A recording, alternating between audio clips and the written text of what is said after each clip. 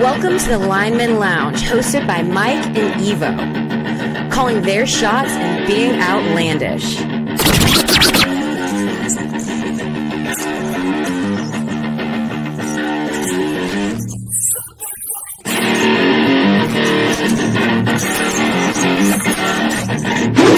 Breaking news from the Lineman Lounge. My fantasy football team just took a huge fucking hit. And that also makes it even more likely that the Raiders are going to beat the Ravens on Monday night. Le'Veon Bell is about to be your starter. Latavius Murray is going to go there as well. Jesus, fuck my ass. Get ready for the thickest podcast in the game. Coming to you from Hangar 6, where sleeves are optional. Strap in. The show starts right now. Como estan, bitches? This is the Lineman Lounge coming to you live on this beautiful Saturday. We are outside. We've got a fucking awesome show for you guys today. We have an extra chair. We're going to bring in a guest here in a little bit, but this is episode 50. We wanted to do something special. We wanted to do it big. So we are outside. We're kind of doing some different stuff. We got a lot of cool shit going on today. We got mailbag questions. We got a new Lineman Lounge phone number so fans can call in. We'll put that out in a little bit. But man, I'm super pumped to have this 50th episode, and we're just getting started, man.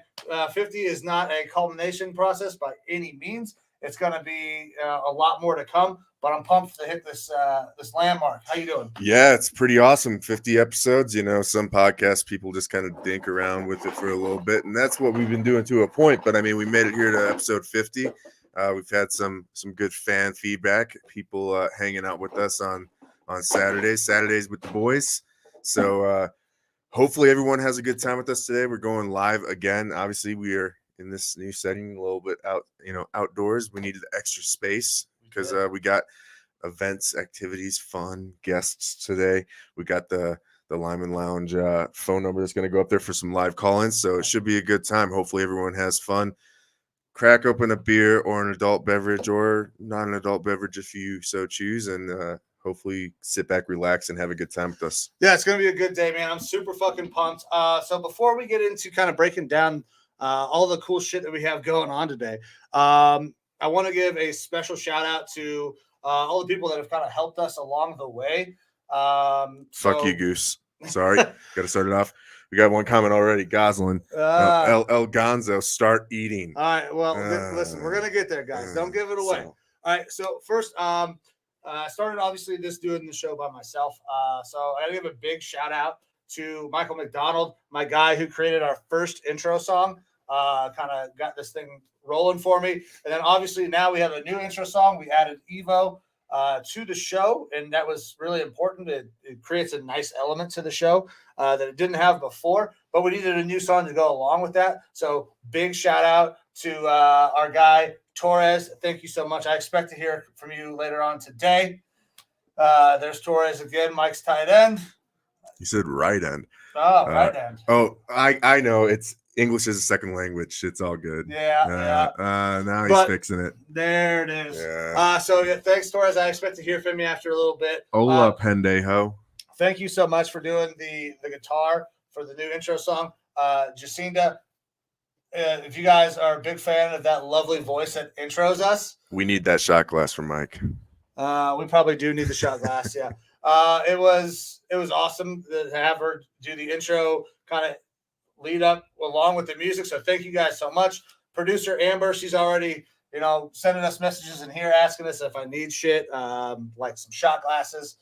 I think we are going to do some shots, or I'm going to do some shots. Some shots of ranch. Yeah, because I am not going to be involved in the other activity taking place today.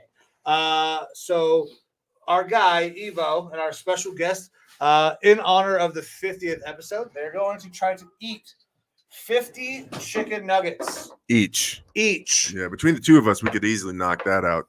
50 nugs is no problem between two grown-ass thick men. Yeah. But 50 nugs. Now, a couple episodes, you brought this up that we would possibly do this, and I was like, yeah, no problem. And then I'm sitting here watching YouTube videos while I'm at work, looking at people eating 50 nugs and just struggling.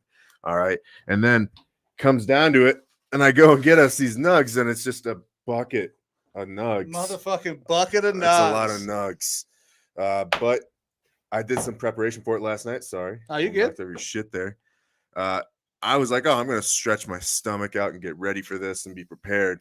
I love stretching stomachs out. Yeah. Normally, I'm about blasting those guts, but I went with not a plate of leftover Thanksgiving dinner, but a platter, a turkey leg, a shitload of stuffing, some mac and cheese, all that stuff. And I was like, this ain't enough. So then I went out and I bought myself a full large pizza and slammed that whole fucking thing last night, just to get the stomach stretched out. And so I think that was a really good plan.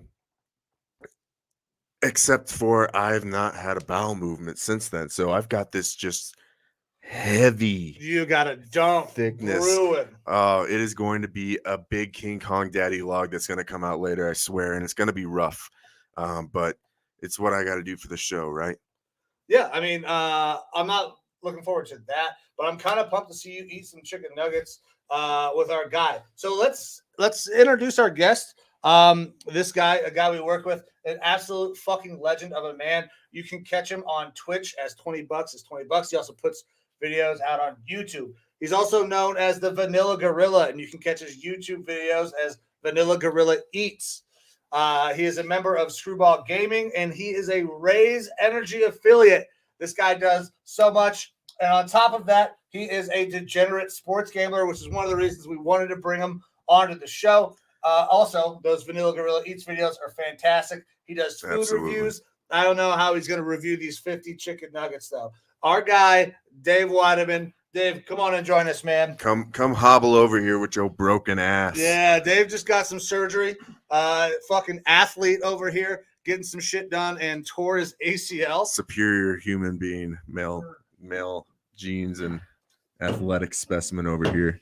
With All right. Messed up ACL. What up, Dave? Hey, what's up, guys? Thanks for the invite to the show. Looking forward to smashing these bucket of nugs from Wendy's. I'm pumped to see you guys try this. I'm not going to participate in the nugs at all. However, I might get a little hungry. I'm going to try to do, I think, 100 shots of beer to match your. That's worse, I think. Well, I mean, I enjoy my adult beverages on a Saturday, especially when I get to kind of hang out, watch Ohio State playing Michigan. Biggest game of the year, biggest rivalry in all of fucking sports. I don't care if you don't agree. You think college sucks.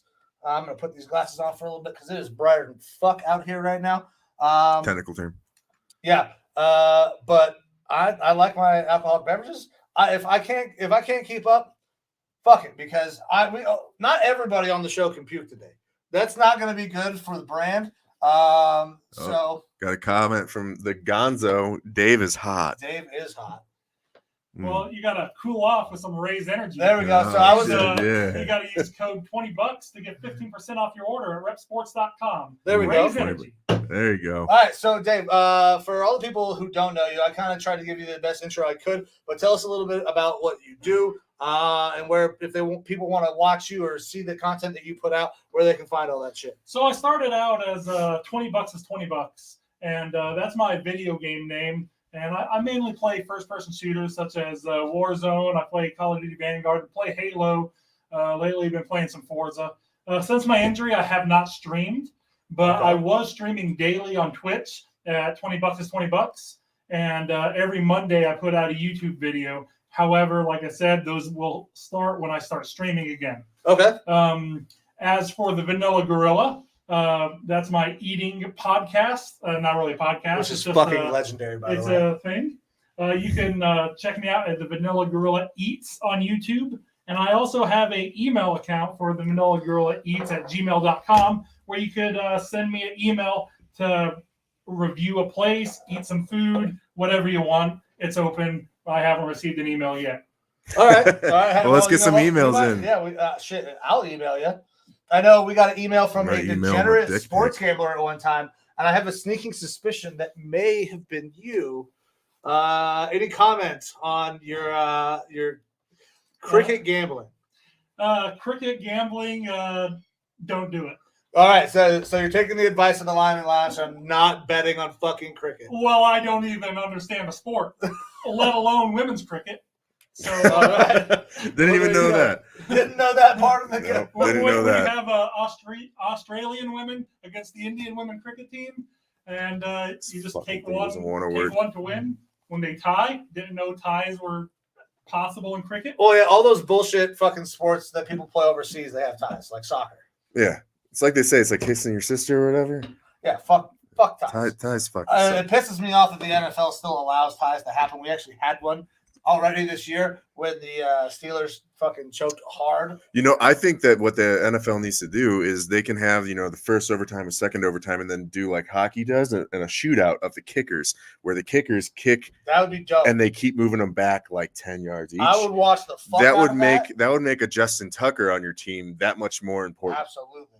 So kickers are But I important to digress. begin with, but that would be super fun. Cool. I would tune in to watch the shit out of that.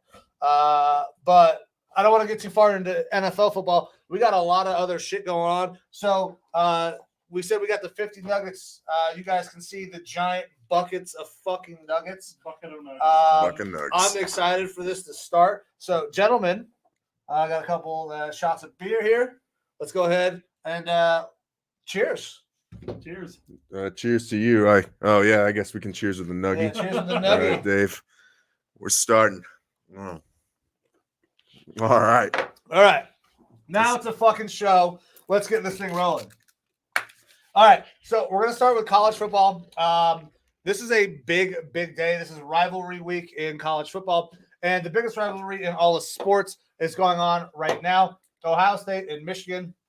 Yes, I have the game on right here. There is a chance that I'm going to let out very loud outbursts at some point during this game, especially if Michigan continues to run it down their throat like they have done basically through the first quarter. Still a close game right now, 3-7. But after we saw Ohio State absolutely fucking roll over Michigan State, I expected a little bit better performance. I think weather is playing a factor in this game, though. They are in Ann Arbor, and it is snowing. So that's a lot closer than I was expecting it to be at this point. Me too. I expected to have probably a 7-point lead, not be down by 4. So we need to kind of start getting our offense rolling. Stroud has not looked great to start the game. However, he's ripping off a huge fucking play right now to Njigba. Let's go. So there's a lot of game left. I expect Ohio State to win this game. I expect them to cover. I took that bet at -7.5. I think that is absolutely doable. It's just going to take a little bit of time for our athletes to start out-athleting theirs. Kind of like Garrett Wilson just did on what looks to be a goddamn touchdown catch. Let's fucking go. Garrett Wilson, probably the second best wide receiver in all of college football, behind Chris Olave, his teammate. Just mossed this kid from Michigan. Eat my dick, Michigan. Yeah, I'm super pumped for this game to continue on. Anything else that you're watching for today in the college football world? 50 nuggets. 50 nuggets. I know. So this is going to be tough. I'm going to push a lot of the show. I'm going to try to make sure that we keep progress rolling. I'm going to try to get through these 50 nuggets as quick as I can.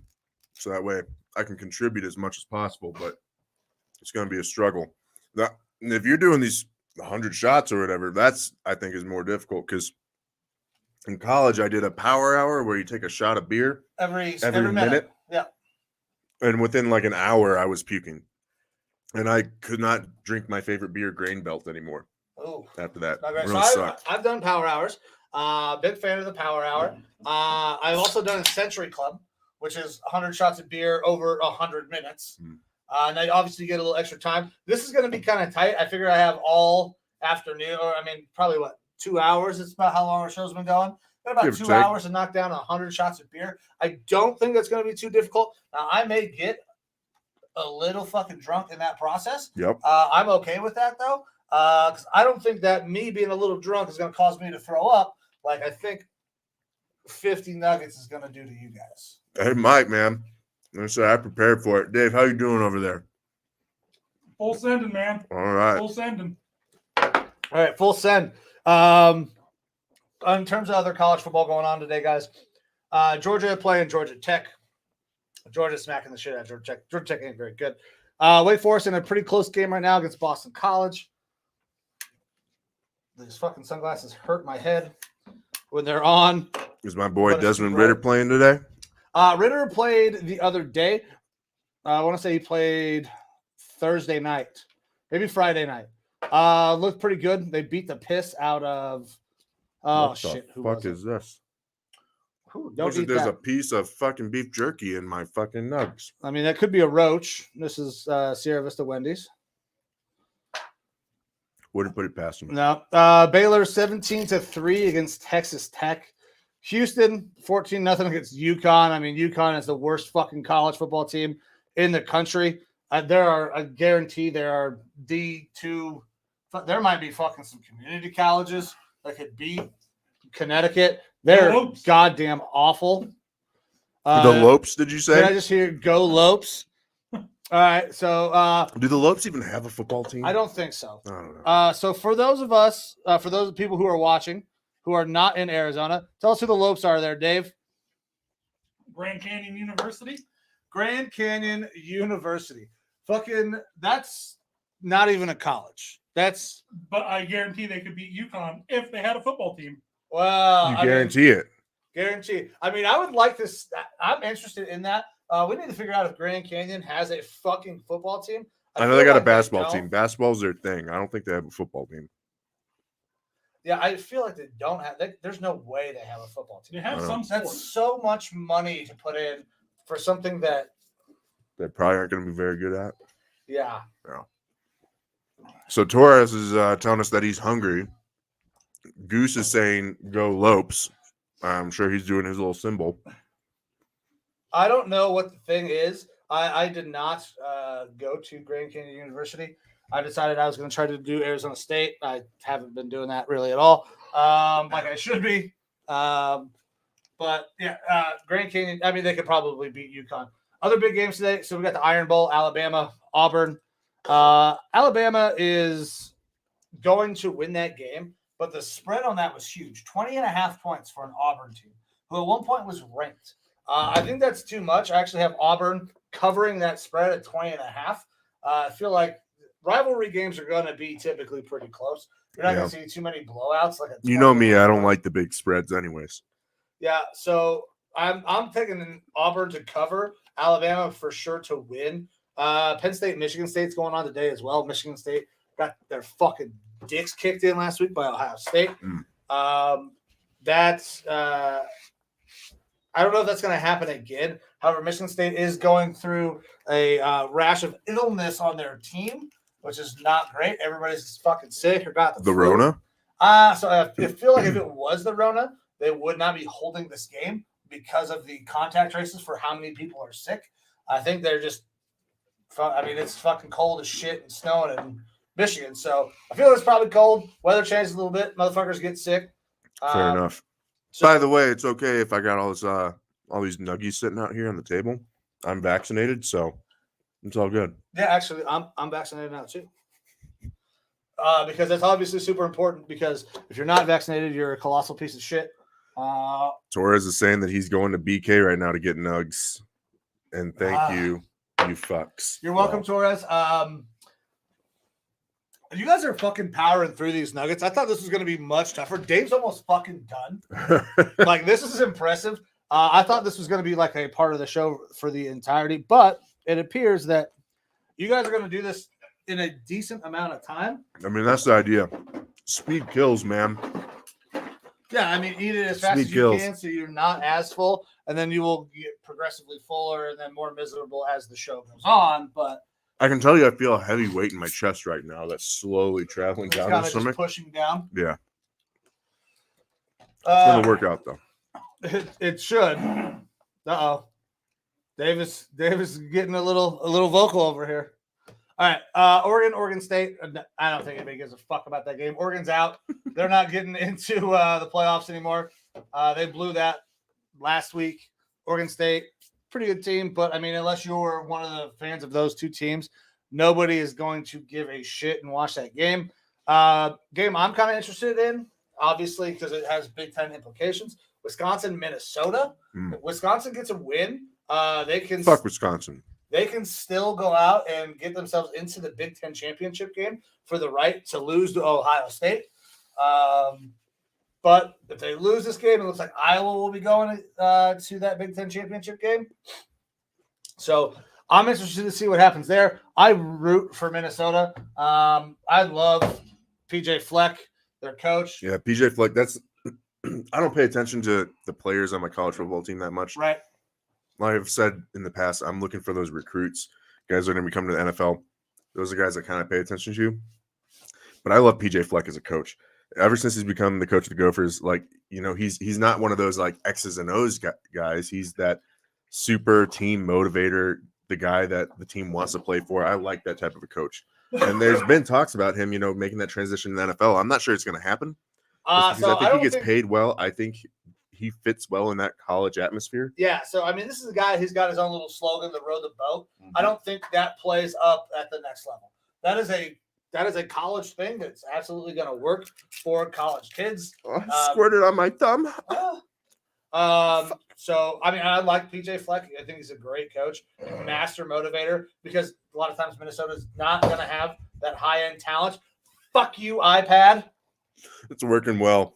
Yeah, Amber forgot to move the trash can in closer. Dave, if you need a bucket, I can give you my bucket. My bucket's empty, dog. I got 3 nugs left. Oh, boy. Uh-oh. Forgot to move it. So, gentlemen, if you need the trash can, it will be around the way over there. I really hope you don't need it because that would suck for you. But if you do, it is there. Like I said, we can't have everybody on the show puking. No, I think we're going to be good. I'm down to my last 10 right now. Last 10 nuggies. I'm not keeping on pace with Dave, but I've been doing a little bit of talking. Last nug. Wow. I'm so impressed. I have so much beard. Like, I thought I was going to like keep pace with the nugget count. You on don't the fuck shots with the of thick beer. boys, man. When it comes to eating, you don't fuck with the thick boys. No, absolutely do not. I mean, I had faith that the Vanilla Gorilla was going to accomplish this. I didn't know it was going to happen this fast. Though. That's what I'm really impressed with is the speed. Like my timer's at 10 minutes and 55 seconds. Whoo! 10 minutes and 55 seconds. That is a fast fucking 50 nuggets. Uh-oh. Good? Good. All right, there we go. There we go. So, Vanilla Gorilla, he fucking eats. He crushed 50 nuggets. All right, Dave. So, now that you are not indisposed crushing nuggets, did you bet on any college football today? I did. I made a parlay. I don't follow college. He's drunk on the nuggets. He's nugget drunk. I'm just trying to get some of my money back. Now, I have never lost money per se. Okay. I have. You're net positive? I am net positive. Mm-hmm. I've pulled out my initial investment and my secondary investment, which was only $20 because $20 is $20, right? Right on. Obviously. So I'm up. I did I won a big bet about a week and a half ago on the Bucks basketball game. Got me a little over like $450. Nice. So I've been playing off winnings, and at first I was playing off referral bonuses. Yep, I understand. So referral bonuses and winnings keep me going. I'm still net positive. I'm just looking for that next one. So I got me a 20-game parlay on college today. 20 Jesus game. Christ. And Dave, if you hit this. And it's not going to be too big because I bet some sure thing winners just to help. So you got Alabama in there. You got Georgia against Georgia Tech. I got Georgia against Georgia Tech. I think the biggest one I got on there only was like a minus 800 odds. I didn't go for the minus 1,500 or minus 10,000 odds. Right. I kept those out. I just needed a few to bump it up. So if I hit this 20-game parlay, it'll turn $10 into a cool $6,000. And I bet the money line. I didn't bet the spread. Yeah, spreads are tough, man. Spreads are tough. So I think I got $10 on Arizona to beat Arizona State. That is a bold bet. I know in years past, the Wildcats were the football kings of Arizona, where the Sun Devils were baseball. But as you mentioned previously, I think you said the Sun Devils are now going to beat them in football. They're going to beat their asses today. So we'll see that. But I also put an alternate bet for the Wildcats to cover the spread because I don't think they're going to beat them by 20. Oh, I do because The duel in the Arizona's desert. terrible. You think they're going to beat by 20? Dave's an Arizona native, so he has a little bit of history paying attention to this stuff. He does. He absolutely does. I just Fork them. that Arizona State team is so well coached with our guy Herm Edwards. We have talked about how much we fucking love Herm as a coach. They're so well coached. Arizona, I believe, already fired their coach this year. They're on a fucking interim coach. They're all lost in the goddamn sauce. Shit's all over the place. So, yeah, I don't know how that's gonna go. They might be able to cover the spread, but Arizona State, I think, is gonna smack them. So, kind of, anybody else got any other college football stuff that they want to talk about before we get into opening up some phone lines? I want to give the people who are watching a chance to call in, see what they got going for if they got any college games today, what they're watching. If not, give us a call. So I tried this out a little earlier. I can't. The hotline's up. Hotline is up, guys, so you can call 520-338-9771, and you can call into the show. I can't put people on hold, can't have multiple callers. So it's going to be one person at a time. So if you don't get through, call back. Maybe you'll be that lucky person who gets through. Whew. Dave, you struggling? Oh, I'm good, man. He's over there. Got the sun's just baking me. Yeah, I have nugs in my tummy. I was fucking worried that it was going to be a little too cold. I'm in pants and a hoodie. You got a fucking hoodie on. I don't know how you're still doing that. I got 2 shirts on, with undershirt and the jersey. Yeah, it is very, very warm right now. But last nug. How are you on your 100 shots of beer, Mike? He's getting there. I believe that's 12. So this was 15:45-ish for me. I'm still chewing, but So I 15 minutes, 5 minutes. That's not bad. Not bad at all, gentlemen. That was very impressive. I still got ranch left over. Woo! My girls will fucking crush that. Oh, Dave's got plenty of that barbecue too. Got that barb. You're good to go. Got barbecue, man. Got sauce for fucking days. So we'll give another minute or two before we go on. If anybody wants to call in and talk some college football before we fucking roll over into talking some NFL football. Yeah. So you 100% think Georgia's going to blast out Georgia Tech? Oh, yeah, they currently are, man. It's 24-0 at half right now. Oh. There's a couple of close games. Wake is up on Boston College. I expected that. Really, the game everybody's watching is Ohio State, Michigan, 10-7. But there's not a ton of other shit going on right now. Florida State is close, 7-7.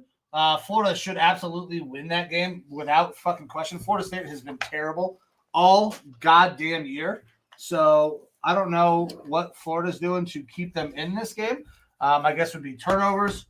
And then fucking Michigan just took the lead back on Ohio State, scoring a touchdown.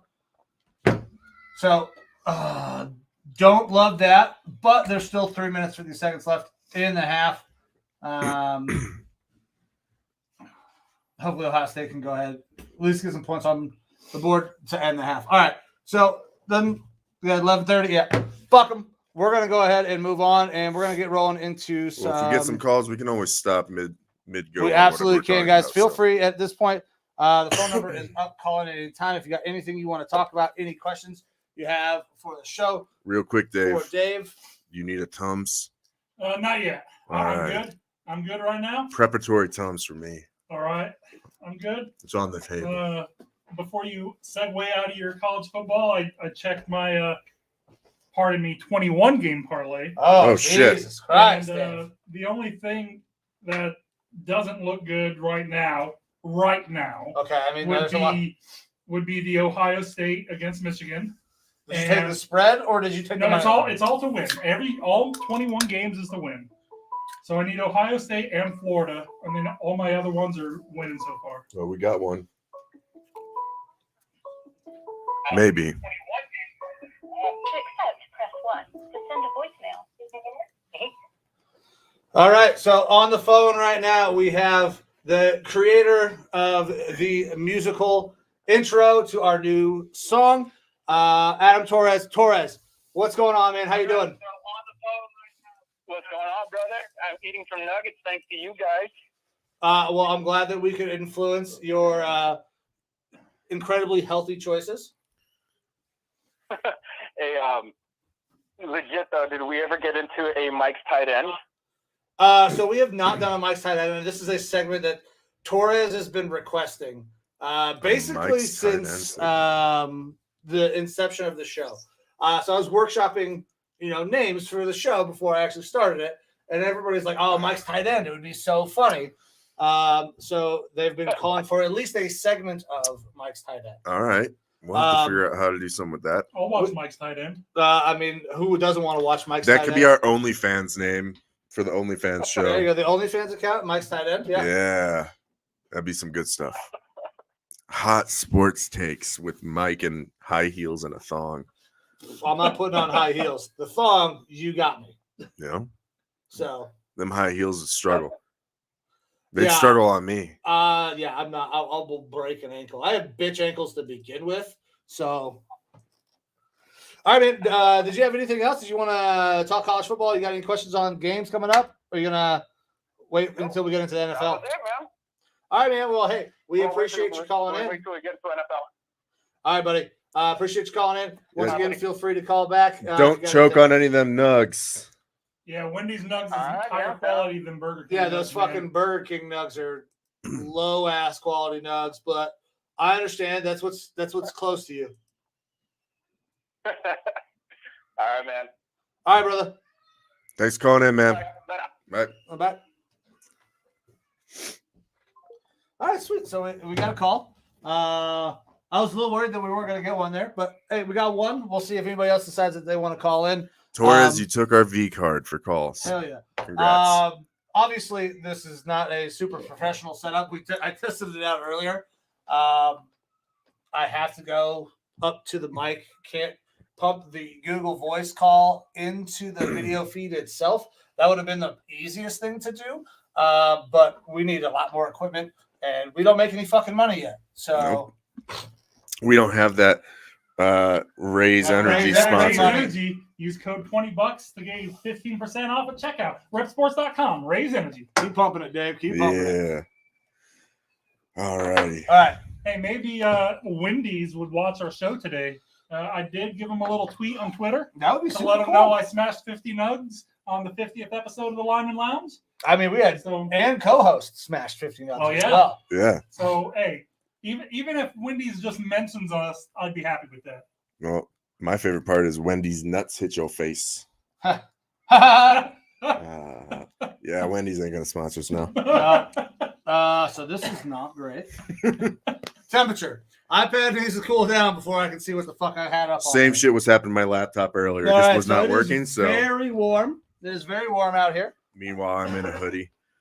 Not about to get naked because that There's gonna again be a is for lot the of- OnlyFans I don't content. want you guys to get canceled. I would No, have taken my shirt off by now. I mean, realistically, you can. the shirt is fine. Yeah, Keep your dick in your pants, though. yeah. We don't need no Texas belt buckles today. Yeah. Hey. All right. There is no fire in your campfire. I think we're good. All right. All right. All right. Well- All right. Shirtless Dave may be coming. We'll see. I'm good with shirtless Dave. Shirtless Dave is fine. I mean, I saw shirtless Dave on Halloween.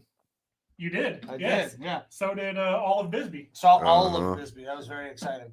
All right. Are we ready to start rolling into the NFL? Yeah, I think so. So, any big stories that you want to talk about before we get into the actual games and picks? I mean, so there's a couple stories that we do have to talk about. One of them in particular deals with your boys, the Minnesota Vikings. Yep. And Everson Griffin. Yeah. So Everson Griffin, over this past week, backstory with him. He Yeah. has mental health issues. He does. He's had psychotic breaks or something like that in the past, where he's had to take some time off away from football, get some help from professionals, medical professionals, take medication, whatnot. And I've been really supportive of that. I think everyone has been supportive of him with that. Part of Everson's game is just being kind of electric. And we out have there. talked about this on the show. You were like, I kind of like that he's a little bit, and now this is not probably the right word to use at the time. He's a little crazy. He's a little wild. Yeah. Now, when we're talking about his play on the field, that is a great way to describe him, but that's not what I'm trying to say when we're talking about the context of his mental health. Absolutely. He's one of those guys running at 110%, and it's not just a personality that he's doing. No, that's him 100% him. of the time. And so part of that comes, with the struggle of some mental health issues, which we have talked about mental health issues on the show, and how we support everyone in athletes, regular people, whoever, in getting help and stuff that they need. But Everson had himself another kind of mental break this week. He started putting out some stuff on, I believe, his Instagram, brandishing a firearm. Yeah. And he was texting people saying that they were coming to kill him, who they are, not sure. But obviously he was having some sort of a break, and then, he was asking for help. So it seemed like he was kind of coming, and I'm no professional in this at all, but it seemed like he was coming in and out of that kind of mental break, knowing I need help, and then they're coming to kill me. Team, knew about it. Agents knew about it. Police knew about it. They were notified. They came kind of sequestered off the area around his house, and got him to come out peacefully, got him, right. and they are getting him the help that he needs now. So the Vikings have put him on the NFI list, the non-football injury list. Yeah, he went on there today, I believe. Yep. And so for me, obviously Griffin, I have his jersey hanging up behind me normally. He is my favorite football player. He has been my favorite football player for a while. And I said this the first time that this issue happened. I want him to be happy and healthy and safe more than anything. And I had said then, if he had called it a career at that point, that I would be very, very happy and supportive for him. And I'm at that same point right now. Griffin is playing very well this year. He has played like probably a Pro Bowl player at this point. Potentially. I think he is in that conversation, like right at that edge of that. We're seeing a dip now that Daniil Hunter is out for the season. Well, when you lose your best pass rusher, you're going to have a dip off the other side. But when you have two elite, I guess Griffin's not elite at this point in his career. But he is very high quality. But you have very good pass rushers on both sides of the ball. They're going to, offenses are going to have to choose who they block. And that means they're going to block the elite guy in Daniil Hunter, and Griffin gets free more. And Daniil was still getting his. But regardless, he was having himself a very good year. Everson can still play football for sure. But does he need to? I'm not so sure. I mean, I would love to continue to see him in the purple, but I would much prefer him to be safe, happy with his family, getting the help that he needs. And you can tell when he's taking the medication and stuff like that, he's been very, very open about it. Well, he was very raw when he was talking about coming back to the Vikings. Yeah. But he was like, I was searching for other things, and I thought it was going to be better outside. And I think part of that had to do with probably some of this mental stuff going on. And he's looking for something else, and then realized, it's not better out there. And decides to come back. And look, the Vikings have, props to them. They've done, from at least an outside perspective, taken care of him very well. And he's been nothing but commendatory towards the team and how they've worked with him and helped him with his situations. But you see the times when he has those little bit of lapses in his judgment and things like that. He says things on social media that are outlandish, and then the next day he'll walk it back and be like, I was not in the right headspace. I shouldn't have said that. I'm sorry. Apologize to people. And that's kind of something that he did with Kirk as well. Absolutely. He was saying that Kirk, wasn't Zim's guy, which actually feeds in a little bit to a mailbag question that we have later. But you watch him in press conferences, and you can tell when he's medicated and when he's not, because Griffin goes from being that super energetic, insane guy, and I say that in the best way that we love to see, to being much more placid, steady going and stuff like that with the conversations and things. And part of his play is that intensity. And so I bet you that he feels a pressure to not always be on that medication, that brings him down some. And this might be the case where, he hadn't been taking medication like he should have. This is all speculatory right now for me. But if that's the situation, like I said, I want him to be happy. I want him to be healthy. I want him to enjoy his life with his family. And if that means that football doesn't jive with that, then you gotta cut football. Yeah, you out. got to take care of As yourself. much as I want to see him in the purple for years to come, it's if he needs to do this for his health and for his family and it's for his safety, then I'm all about him, putting up the cleats for the rest of his life. Yeah, so and I agree. Kind of when I heard about this, I was very worried for him because the use of the firearm in the situation. The firearm was discharged in the apartment.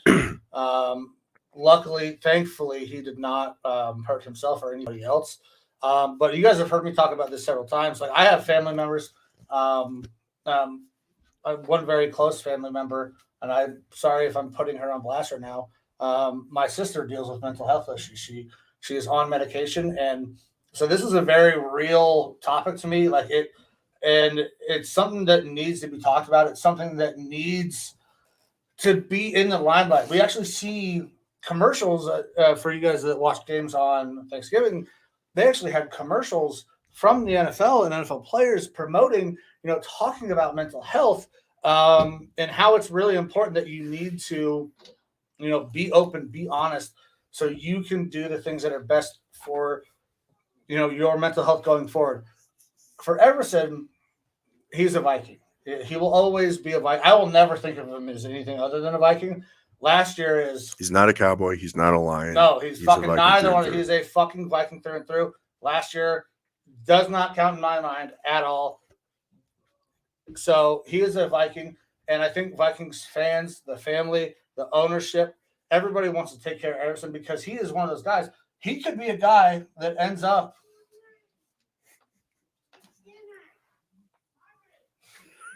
Sorry, the daughter is interrupting. He's a guy that could end up in that ring of honor you guys have. Absolutely. I mean, he is that kind of player. But if it means mental health or continuing to play, he should pick the mental health, and I think people are going to support that as they should. It's a tough situation. You can kind of see it with a Dalvin Cook interview that happened afterwards. It is affecting the team a little bit. He is an emotional leader in that locker room. Yeah. And when you lose one of those guys, that affects your locker room. And that it weighs on people. Now, we'll talk about that a little bit more when we get to the game and how I think that could affect the game. Yeah. But that is a real thing. He is a brother inside that locker room. And those guys want him to be healthy. If he doesn't play again, I don't think anybody's going to be upset because his ultimate health is the most important. Yeah, and you've seen an outpouring of support from the organization, top to bottom. The Wilfs have gone on press conferences. Rick Spielman, Zimmer, they've all gone on within 24 hours of the incident talking about how they're there for Everson. They want the best for him. They're going to do whatever they can to support him. Players have come out that are currently on the team. A bunch of former players. Brian Robeson, one of Griff's best buddies, was opposite of Griffin when he was in his prime on the defensive line at the other end spot, has come out to support Griff. I think everyone is behind him. He is an emotional leader. It will be interesting to see how the team rallies, if they can rally for Sack Daddy.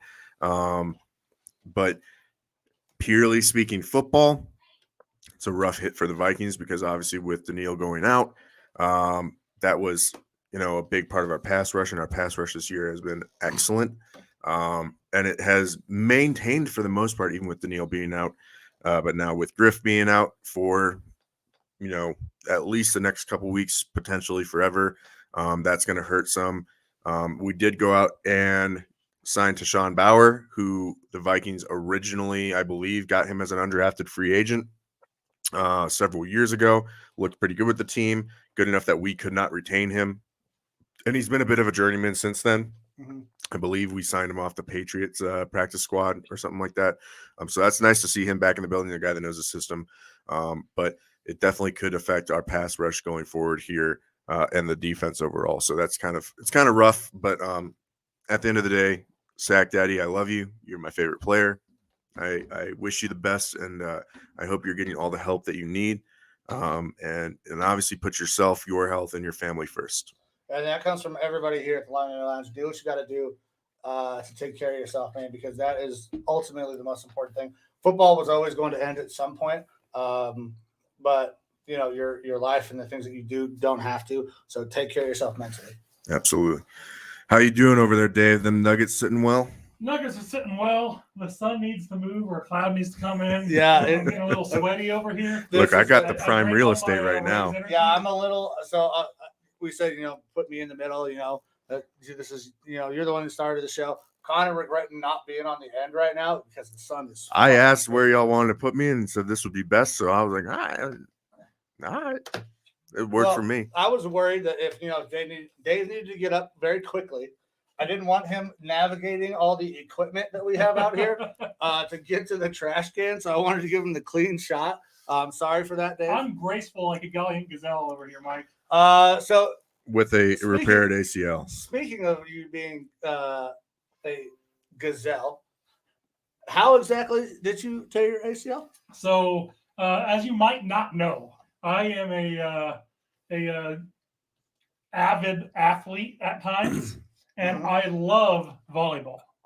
I love basketball, but after I messed up my knee several times throughout the years in the Army, throwing jukes on people in basketball, I stopped playing. So I was like, okay, I'll tone it down. I'll play some volleyball. Well, back in June, I went up to take a spike to put it in its face, and I either coming up or coming down. I don't know what happened, but my ACL tore, and There was a pop. there was a pop, and there's always a pop. And so I thought it was just the normal pop. Give it 20 minutes, give it some ice, and it'd be good. No, I took 3 days off work, and it wasn't good. It was not good. Then I remember you having your knee go out at work. Yeah. And I called the VA, went and saw them.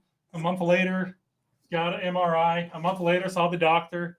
A month later, had to see another doctor because the first doctor told me to just go to the gym and stretch it out. Yep. And that's good for torn ACLs. Classic. The classic veteran VA. Oh yeah. So anybody who's watching, if you're not aware, all three of us up here, veterans, we all work together, teaching bright young minds. All disabled as fuck in one regard or another. How to fly UAS, and we're all somewhat banged up. Dave a little bit more than us right now. Hey, I'm feeling fine. Like I said, I got the ACL surgery. It was done. Still on them pain pills? Nope, off pain pills. You got any of them pain pills left? No. There was a guy named Hank behind the Circle K. There you go. There you go. I am kidding. Like we said, Dave's from here in Arizona long term, and there's some seedy elements around this town, so he might know a couple of You them. might know. I might know, but I partook in all of the medication myself and did not sell any of Okay, them. good. Perfect. Good. So we did have a comment here from Kyle Kimmel asking how many nugs are left. Zero nugs. Zero nugs. We slapped those motherfuckers. 10 Dave, minutes well, and 35 seconds, you said, Eva? something like that. We're gonna have to go back and rewatch because I've already forgotten my time. Yours I was 15. I was 15. Yeah, less than 16 minutes for me. Dave was less than 11 minutes. Yeah. So nugs.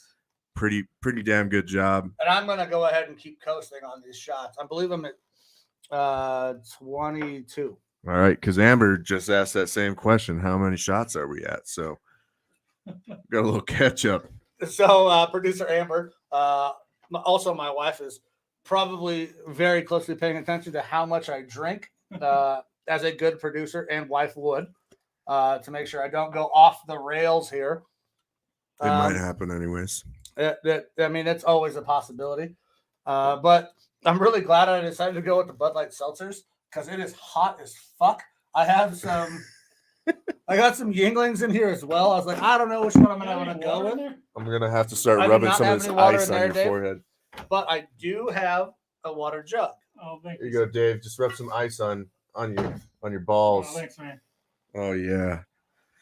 All righty. Well, I guess we should probably get into actual football, or do we have any other specific stories that we want to go over? So I had some other things I wanted to talk about. However, all my shit just closed because my phone is not too hot as well.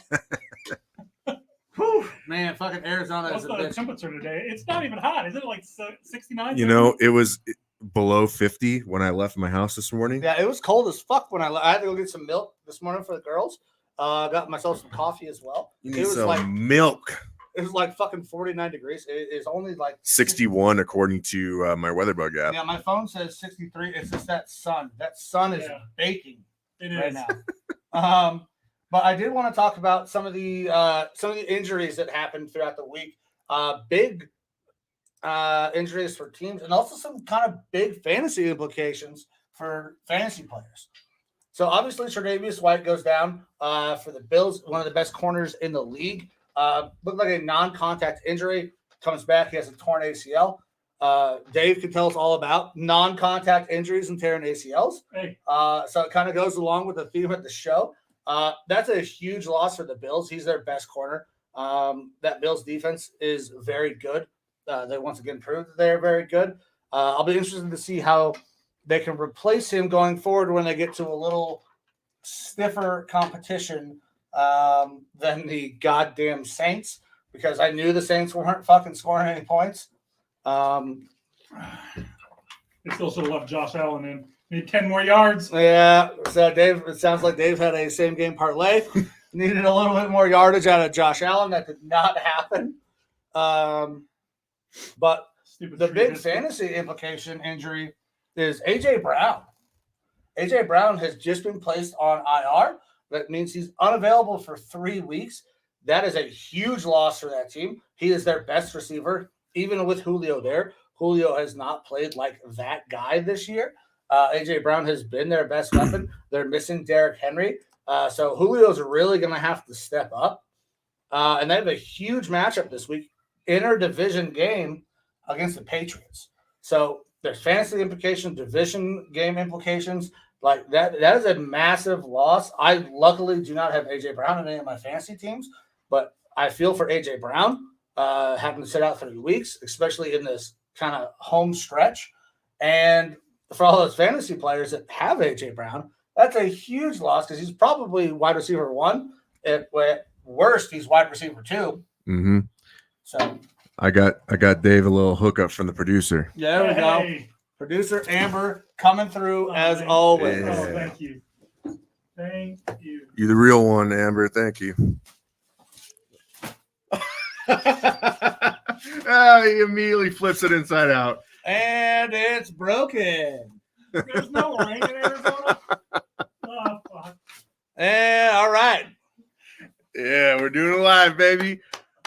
We'll do it fucking live. Dave does nothing but full send, whether it's eating nuggies, open umbrellas. He just gets after it. Does that help? It works. All righty. Raise it up just a little bit. There we go. Perfect. Now we're living. We're living. Upgrades. So did you have anything else on injury issues? Did you want to talk about A.J. Brown, Devo? No, I mean it's definitely a big injury for the Titans. That's their 2 biggest offensive players now for the year. Henry and Brown both out. So we got another umbrella, baby. We got 2. Hold on, Can you open that one? I'm gonna try. All right. There we go. Like a pro. All right. Oh yeah, now we're cooking. There we There go. we Now go. we're All going. right. Oh yeah.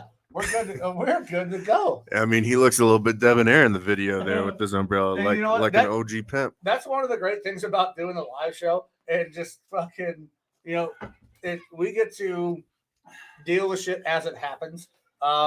We've said on several occasions, this is not the highest quality production, but you know what?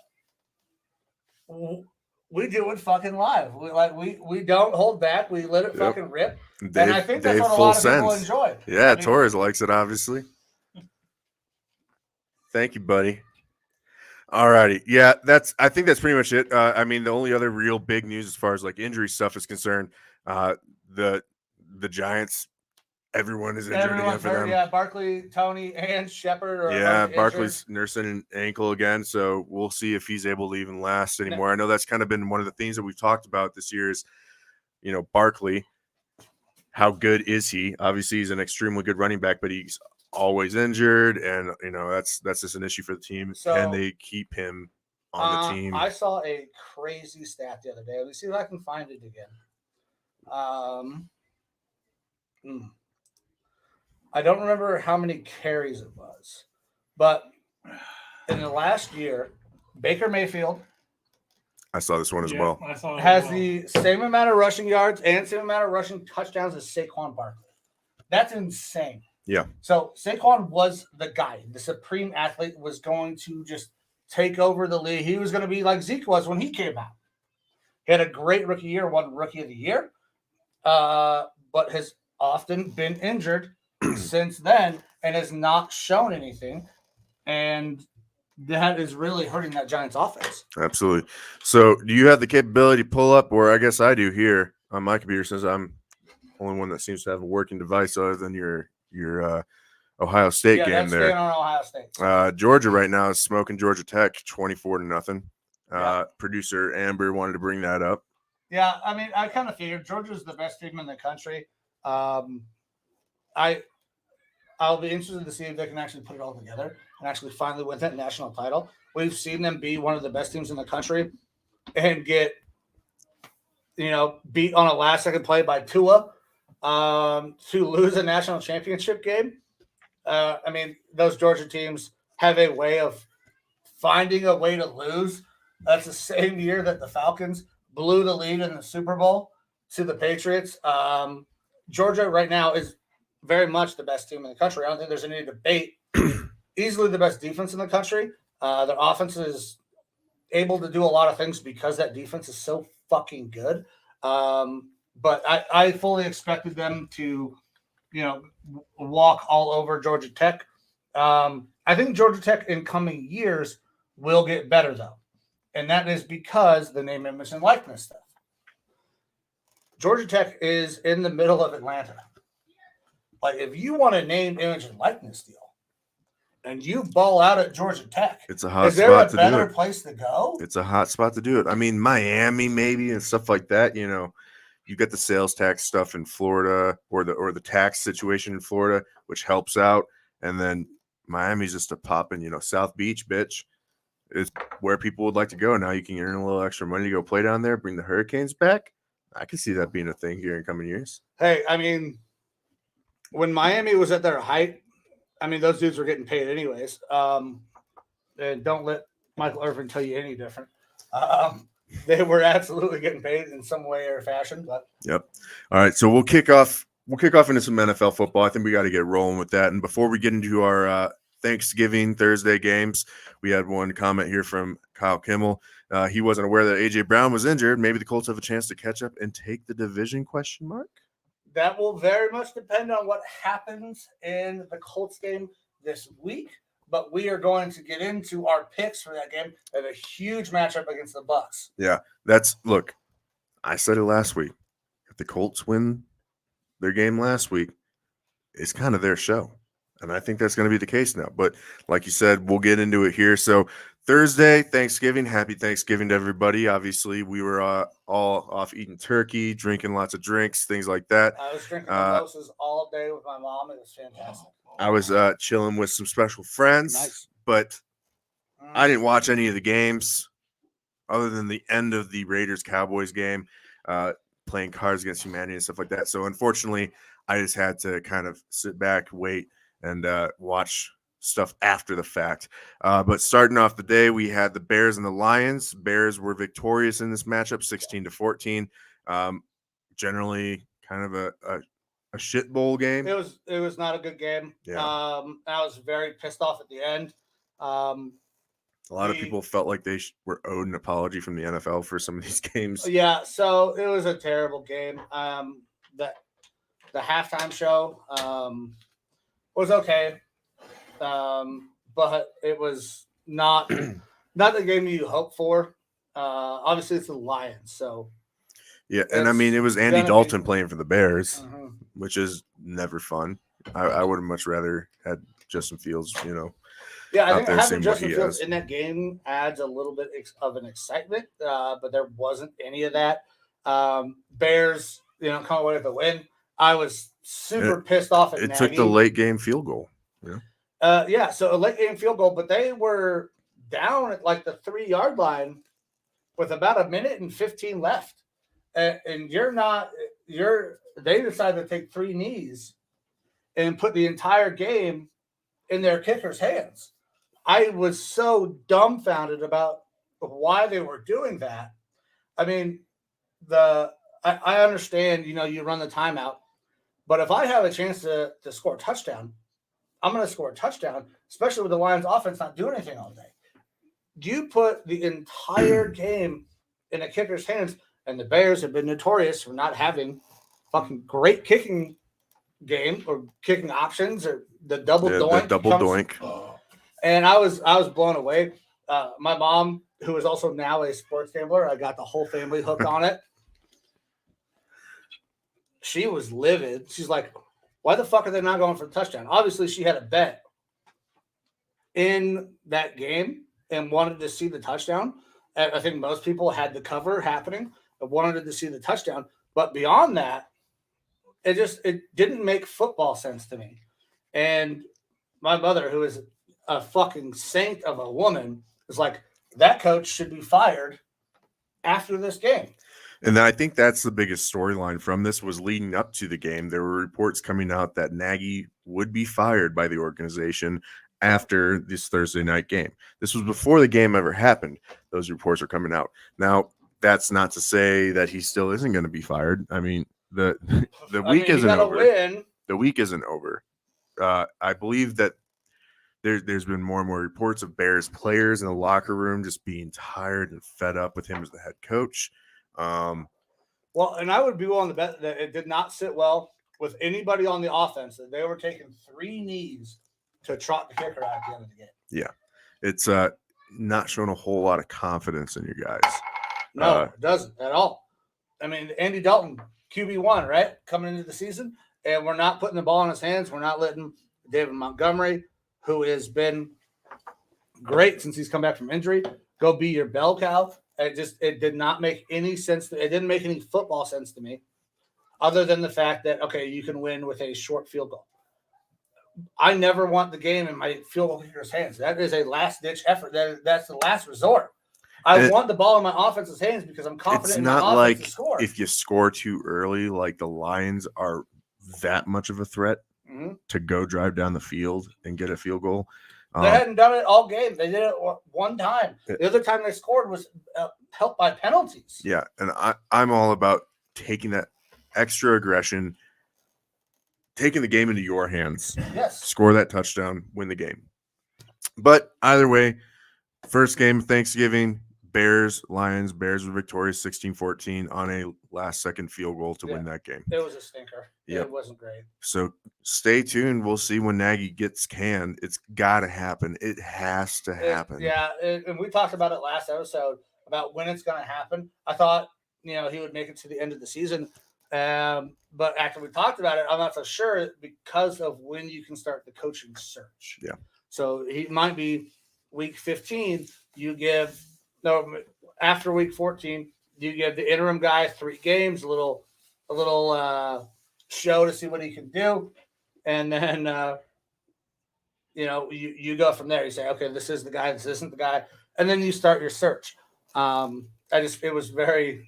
Yeah, he's got to get fired. I don't know when, but it's definitely going to happen. And so as a quick reminder, we have the Lineman Lounge hotline number up on the screen for you right now, 520-338-9771. As we're talking about these games, if your team pops up and you want to comment on what you think is going to go on in your game, or you want to comment on our commentary, if you disagree with something that we're saying, call in. Even if you call in a little bit after we're done talking about that team, we'll jump back into it for you. We will. We would love to hear other people's comments and thoughts on what's going on with these games. All right. So next one. Okay over here? I saw you wiping the sweat from the brow. I'm doing fine, Mike. All right. You can still take the tarp off if you need to. Yeah. I'm good for now. All right. And Dave, did you have any bets on that game, that Bears-Lions game? I did. I'm probably going to butcher his name. I think he's the Lions running back. Which one? Smith? No. Deshaun Andre Smith? DeAndre Swift? Yeah, him. There we go. All right, good. Insert random black guy's name. All right, there we go. DeAndre Swift. All right. So Dave is a new sports person. He has gotten into it this year.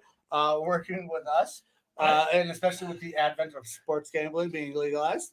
I thought he was going to have a good game. Did not. Well, I thought he was, and some things that I read said he was supposed to have a good game. So I said he was going to rush like 75 yards. I don't even think he got more than 10. No, he went out with a shoulder injury in the first quarter. I believe it was his third touch, maybe his second touch of the game. Yeah. And then he was out. Right. So that killed my same game parlays. So I had that. I also said he was going to be the rushing leader of all Thursday night's games. Oof. And so that didn't happen. That was a ballsy one. I did think that the Lions would cover. The Lions were going to win. I didn't put Lions cover the spread. Well, the Lions are the underdog there. If the Lions were going to win a game, it was going to be against the Bears, and that's what I was thinking. I'm not sure. Honestly, if they were going to win a game, that was probably a pretty good opportunity. Now they have a couple of matchups coming up later in the season that could. The Lions did cover the spread, but I didn't bet them to cover the spread. I bet them to win. Yep, and the Vikings have played them once, but and then I bet the NFC North teams are always shaky. So I think I lost between $30 to $50 on that game. Okay. But now the Lions do have a decent chance to win a game at some point. They got the Vikings next, not happening. Broncos, I don't think so, but I need to see a little bit more out of the Broncos. Cardinals, they're getting slapped. But they got the Falcons. That's a winnable game. They got the Seahawks. It's a winnable game, but the game is played in Seattle. That's going to be a problem for them. And then they close the year at the Packers. So they got two more realistic chances to win a fucking game this year. Now, they had a realistic chance a little earlier on against the Steelers, but their kicker somehow comes up short on like a 48-yard fucking field goal. Yeah. Look, at the end of the day, the Lions have had so many of these games that have been close against actual really good teams that even though there's a couple games there that you just mentioned where they have realistic chances of winning, I think that they have a realistic chance of beating a lot of these teams, including my Vikings, because you play the Ravens and you lose because of a record-setting field goal, situations like that. So it's possible. I think the Lions do get a win before the end of the year. Obviously, they aren't going to go winless because they got the tie. Yeah. But I think that they could get a win here going on. But we'll move on to our next game. Don't want to stick too hard on this one. So next game of the day was Raiders and Cowboys. This game went to overtime. There's a lot of scoring in this game, even despite injuries, which affected both teams. So you've got Amari Cooper still not playing for the Cowboys. You've got Darren Waller going out early on in the game for the Raiders. But the Raiders were able to come out victorious in overtime, 36-33. So I had the Cowboys winning this game. I actually had the Cowboys covering. I thought that Cowboys are going to bounce back. We saw the Raiders go out and get smacked by the Bengals.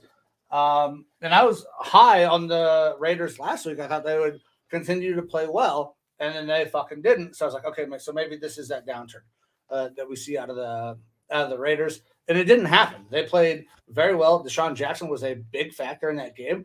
Just signed to that team not too long ago. And he hasn't been a factor up until this point. Mm-hmm.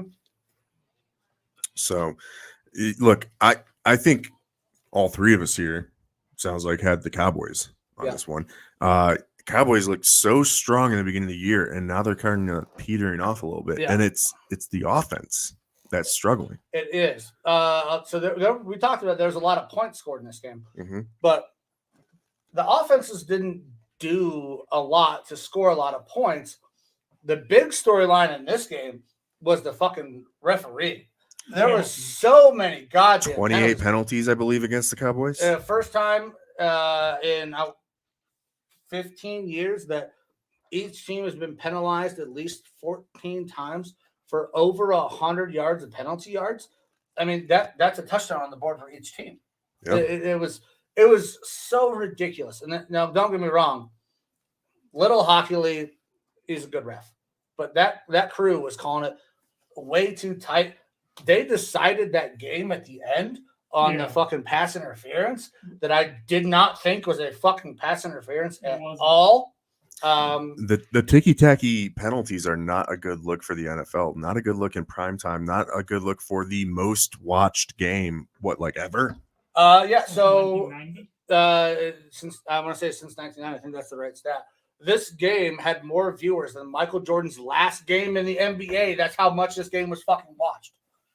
And the NFL put on a terrible display of what their officiating can do to a goddamn game. It was atrocious. It was like this game was almost as tough, if not tougher, to watch than that fucking Lions game because of all the goddamn penalties. And it's not to say that the teams weren't playing sloppy or something like that. There's going to be penalties in every game. There's never a clean game. But some of these, like you're saying, you're seeing calls that you don't really believe should have been calls and stuff like that. And I'm sure that people who are rooting for both different sides of the aisle, whether it's the Raiders or the Cowboys, are going to be like, oh, yeah, we're getting a lot of penalties called against us that are bullshit. But as a agnostic viewer who's just watching football, right? There's just too much involvement from the ref. There's 3 teams playing in this game, and you don't like to see that happen. No, it was not good. It was tough to watch. I think that was a huge storyline of the game, is how much the refs inserted themselves into this game. Now it ended up being a close game. Comes down, to the very end. A couple of touchdowns scored late, which was exciting, but to decide the game with a pass interference call that does not look like a pass interference, not a good look. I am upset because I lost money on the Cowboys. Now, I don't root for the Cowboys. I fucking hate the Cowboys. And I don't even hate the Cowboys because they're the Cowboys. I hate the Cowboys because they're fans. They're probably the most obnoxious fucks in the world. But it was not a good game because the refs were so fucking involved. All right, another comment here from Torres. Dave looks like a hairy Mary Poppins. I'm Mary Poppins, y'all. Hey, Full send. Mary Poppins, y'all. I don't know if I see the hairy Mary Poppins. I mean, but you remember the movie where she floats? No, absolutely, I do. I mean, I think that's an adequate amount of hair. I wouldn't call it hairy. Yeah, no. Dead sexy Mary Poppins. I mean, he's got some dog fur on him. I think it's actually sweater fur. Sweater fur. My daughter decided to wash a brand new sweater with my clothes. Oh, there you go. So, look, if that's a hairy Mary Poppins, that Mary Poppins can get her cheeks clapped. That's all I got to say. We got another one here from Torres. Colts upset the Bucks. We'll get to that, Torres. Just you wait. All right. We're gonna get there, I promise. And then Kimmel, officiating this year has been incredibly inconsistent, specifically PI and roughing the passer. I would throw in the taunting stuff in there. That's pissing me the hell off. But you're absolutely right, Kimmel, that officiating has been difficult. We've seen it affect a lot of games. I have spoken about Vikings games where I thought there's been bad calls that have swayed the game. I've spoken about Browns games where there's been like that Chargers game was fucking atrocious. But like last game, the Vikings and the Packers, obviously the Vikings came out victorious, but there were some contentious calls in there, some of them that I didn't agree with, that went my team's way. So it's not just like not just being biased, like, oh, all the refs are calling against our teams. We're seeing it as well, Kyle. We're seeing it as well. To all you fans out there, there's really some officiating problems in the league. I don't remember if I spoke on this last week or not, but the NFL refs are not full time. Yeah, so they're part time. All right, they're a lot of them are lawyers or judges and things like that as a primary job, and then they officiate on the weekends. I'd hate to have one of those guys as a judge in the court case. This is like the NFL earns so much money. You can afford to pay refs to be there full time, to have this be their only focus and get really good at their jobs. Look, I mean, these guys are making bad money now, doing it part time. They could do it fucking full time. They already have a fucking union. All you got to do is fold them in to the fucking NFL, make them full time employees, and then you can hold these guys goddamn accountable. That's why they can't be held accountable. They have this union. They're part-time. They're not in the fold of the fucking NFL. So they can make these shit calls. And you know what happens? Oh, no, you're not going to call the AFC Championship game. Like, that's not a... And I believe It's they not a fucking do. They penalty. do get incentives to officiate in playoff games. I believe they get more money as well. But look, that's not to say officiating, being a ref, is not an easy job. No. You are watching so many things happen at once, and to be able to get the call right is very difficult. I mean, but there's fucking 6 of them on the field. They now have the guy in the booth, The sky judge the or whatever. sky judge, who can fucking help make calls correctly. And that's where I would have thought this would have helped, is if they actually have a dedicated sky judge to each game, that this guy should be able to, even if they get 2 or 3 of them out there, that they should be able to see when things are not being called correctly and quick make a call down the field and be like, wait, stop the play. This needs to be called. Or you just made a poor call. Redact it. Yeah, I mean, something. Yeah, there's no flag for fucking pass interference. There's no flag. And I guess Now, I'm not some of sure this if it was might be sky judge, happening. but they did do that in the Cowboys game. They called a penalty, and he said there was no penalty. And then, so I'm not sure if the sky judge interfered with that, or interjected rather. He can. I just don't think they're using him in the correct way. So I think the sky judge is supposed to fix egregious things. When you have a guy who can see all angles, should be able to fix every call. Now, obviously, holding, that happens on every fucking play. Yes, You can call it's happening holding every play. It happens every play. It happens at the fucking 8U level. Trust me, I saw it. 9U level. Trust me, I saw it this year. And I'm telling you right now, if I got a referee who will not call holding on the opposite team, you know what the fuck I'm telling my lineman? Just fucking hold him. I understand you're holding. It's bad. Don't do that. But if he's not going to fucking call it, fucking hold him. Like you said, holding happens on every single play. It's just how egregious is it? And that's when it ends up getting called. So it's rough. And also, playing devil's advocate again, we don't know truly how much interjection there is from that sky judge, how many calls or plays that they are changing things around on. The commentators speak on it a little bit. We can make our own assumptions. We don't really know. It's just with how bad the officiating has been this year, it feels like it's not enough. Yeah, it's not enough. And I know the NFL won't do this because it's not their fucking idea, but the AAFL and what the fuck did the Rock just buy? XFL.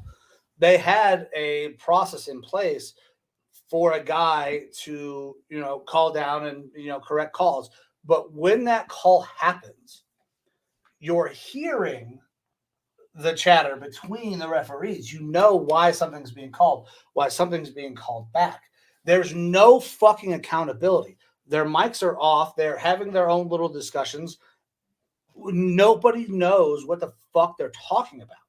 It could literally be anything. There's just no goddamn accountability, and it pisses me off. I know it pisses a lot of other NFL fans off. It pisses teams off. Like, get these guys under your umbrella, NFL, make them accountable.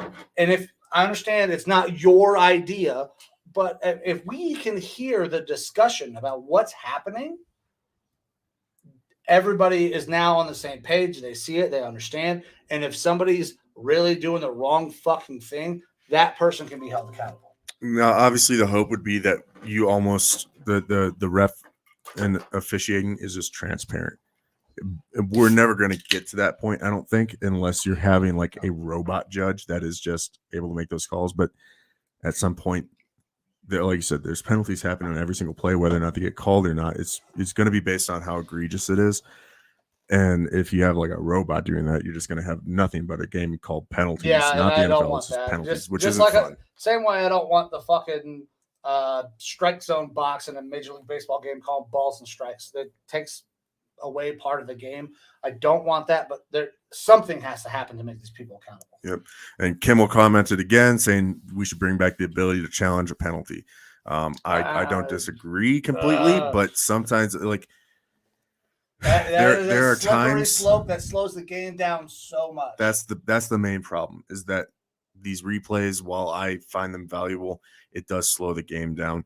And I mean, I guess they could only challenge so much in a game.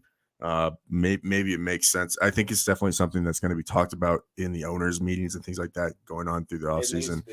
Not just challenging penalties, but the officiating overall and in general. All right. And when we got Torres again, there should be a FanDuel boosted bet on Dave being the one who throws up today. Not gonna happen. Yeah, I'm not feeling like I'm gonna throw. So the only reason I would take that bet is because Dave's in the sun. That's Sun true. bacon with 50 nuggets in your belly, that we would cause should a problem. take that umbrella away from Well, things piping unless hot over FanDuel there. wants to give us the Lineman Lounge over under, or how many minutes it's going to be before somebody throws up, we're not going to do that. However, if we FanDuel could just extend the podcast out forever with them in the heat. You know, Hey, we're available for sponsorship. Absolutely. All right, next game. We'll move on from that Cowboys Raiders. Surprising we spent that a the lot Raiders of won, time but, yep. breaking that down, bitching about NFL officiating. All right. So lastly, we had the Bills and the Saints. Everyone here, at least I believe, thought that the Bills were going to win this one. 100%. I sure fucking did. Yep. And they handily won that game 31-6. Just a complete blowover by the Saints there. Yeah, this was a fucking ass beating. I knew it was coming. The Saints can't score. They don't have either one of their starting running backs. They don't have a fucking quarterback. It was a foregone conclusion. This is where I actually broke even on the weekend on Thursday, was betting this game because I knew they weren't fucking scoring. I mean, they did get 6 late. Yeah. But that was. And I suppose that I guess if you're going to find news in this, it is that Taysom Hill did get a new contract. It is a interesting contract, the first of its kind of hybrid deal, where and I'm going to be wrong on the numbers here, and I'm sure I could pull it up, but fuck it. He gets $44 million for 4 years or something like that, somewhere in the $40 million range for 4 years, and then it has modifiers depending on how much he plays quarterback. So the more quarterback that he plays, or if he were to start for the next 4 years, he can make up to like $88 million or something like that. Yeah, so it's very weird. This is the first contract we've seen structured like this, where it varies based on position of play and time played at that position. Right, yeah. And this is a very weird thing because quarterback, obviously, they get paid a lot more money. They're going to have a lot. They're going to take a bigger chunk. But this is not the only time I think that we'll see this, because the tight end position is another position where we have a lot of guys who don't necessarily play tight end. Yeah, you have that wide receiver that moved tight end. Exactly. That's not a blocker. He's out there. He's just a big receiver. So can he, that tight end, now claim, okay, listen, we're going to do a contract based on where I play more. If I'm in the slot, I'm a fucking wide receiver. Now, if I'm in line, I'm a tight end. Can I get more money? We saw a contract dispute with Jimmy Graham quite a few years back with the Saints on how much money he should get paid based on the position that he is actually playing. He got paid like a tight end, where Jimmy Graham was not a fucking tight end. He was a big-ass wide receiver. Yep. So I think that we may see a little bit more of this come into play, where, we can see different groups, different guys start to I like the idea. It's just going to that's going to create some disputes. You're going to have disputes between the player and the team and whoever it is that's recording. Oh, this guy played X amount of snaps here, or was he truly playing quarterback, or was he out there in a wildcat type formation? Right. What does that mean? I'm sure it's declared differently in the contract. Obviously, we're not going to see all of the details, but that just sounds like a nightmare as like an accountant, or as the agent for the player and stuff like that. It sounds like a pain in the ass. But I mean, if the team's accepting the deal or putting that deal out there, they're accepting the responsibility to make that stuff happen and the potential for those sorts of disputes. So, good on them if they want to try it. We'll see how this works. This hybrid deal has kind of paved the road forward to whether or not this is a more normal thing in the NFL. Right. So details on the contract. It's between $40 and $95 million with 22.5 guaranteed. That is a huge fucking spread. That is insane. And it's over 4 years, correct? Over 4 years. So if you think about that, for a gadget player, if he makes the minimum, you're paying him around that 10 mil a year or so, which is higher end for a gadget guy. Right. You know, your third wide receivers aren't normally making 10 mil a year or something like that. So that's a pretty damn good deal for him. Yes. And then obviously if he plays some quarterback, he's going to be getting more. So right. Well, and then that is a lower quarterback end deal. If he ends up playing quarterback 4 years at 95, he's looking at 23.5, I want to say, if my math is correct.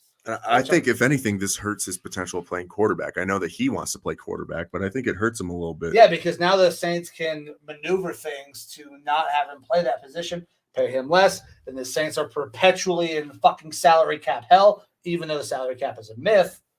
It gives them that opportunity to pull the reins back and keep him under that high money deal. Yep, absolutely. All right, so that takes care of our Thursday games. Do you want to make a comment on what's going on here with Ohio State Buckeyes and Michigan? Yeah, sure. Fuck! All right, comment made. We'll move on. The game right now is 21-13. It looks like Michigan is about to score again. Michigan just got in the end zone, so Ohio State is about to go down by 15 with just under 6 minutes left in the third quarter. Needs CJ Stroud to step his game up. We have got to find a way to stop the fucking running game. This is what killed us against Oregon. This is a problem that we said that we were going to solve and fix, and it's not happening. Michigan is one of the best teams in the country. There's a reason they are ranked 5th. This is not great for Ohio State and their chances of making the playoffs. And producer just had a comment here. Amber Carlisle, that unsportsmanlike conduct just called on Brown in the Ohio State game was bullshit.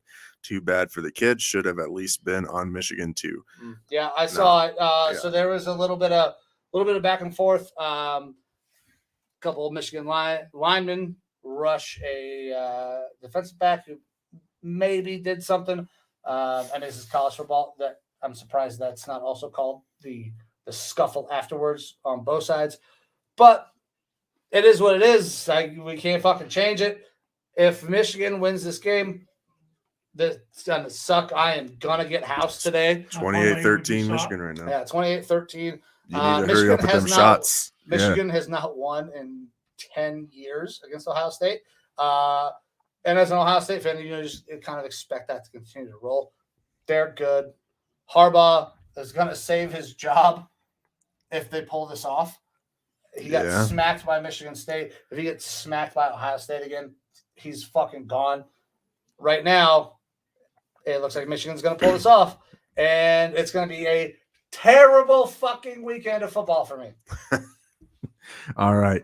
So let's get into the rest of our games that are going to be going on tomorrow and Monday night. Again, 520-338-9771. That's the Lineman Lounge hotline. Call in if we're talking about one of your games and you want to have any input onto what's going on. We're going to be talking about these lines, what we're going to be doing betting-wise. So, Dave, if you're going to be getting in on some of this betting, you got to let us know what you're doing here, all right? Oh, yeah. I'm just going to listen. Okay. He's going to listen and start making some bets, huh? All right. You know what is one thing, and we're going to have to wing this because we did not discuss it before the show like we typically do. The Lineman Lounge parlay. Yeah. It's going to have to be kind of on the fly today, which, you know what? That may help us out. We're 0 for 2 right now. So maybe if we just fucking wing it, we'll get that hit this week. Hey, maybe. I'm willing to give it a whirl, so I'm going to be taking the notes as I go. Torres just texted me, sent me a picture of his Bud Light seltzer. Good job. 5% alcohol. I don't care if it's little sissy la drinks. They're fucking delicious. I prefer the lemonades because lemonade is my favorite thing to drink outside of alcohol. So if I can insert lemonade and alcohol together, that's fucking happening. But Torres, keep drinking because you're not gonna like what's coming. Oh boy. All righty. So first game that we're going to talk about here, Steelers and the Bengals being played in Cincinnati. The line right now is Cincinnati -3.5, over and under of 44. Yeah. So, excuse me. I kind of went back and forth with this game. The Steelers, struggled to say the least against the Lions. Looked a little bit better last week. I mean, it was 2 weeks ago they played the Lions, right? Yes. Believe so. Fuck, I don't remember who the fuck they played last week. But they did get a W. Let me log back into my FanDuel account so I can give this pick accurately. Make sure I'm not contradicting myself.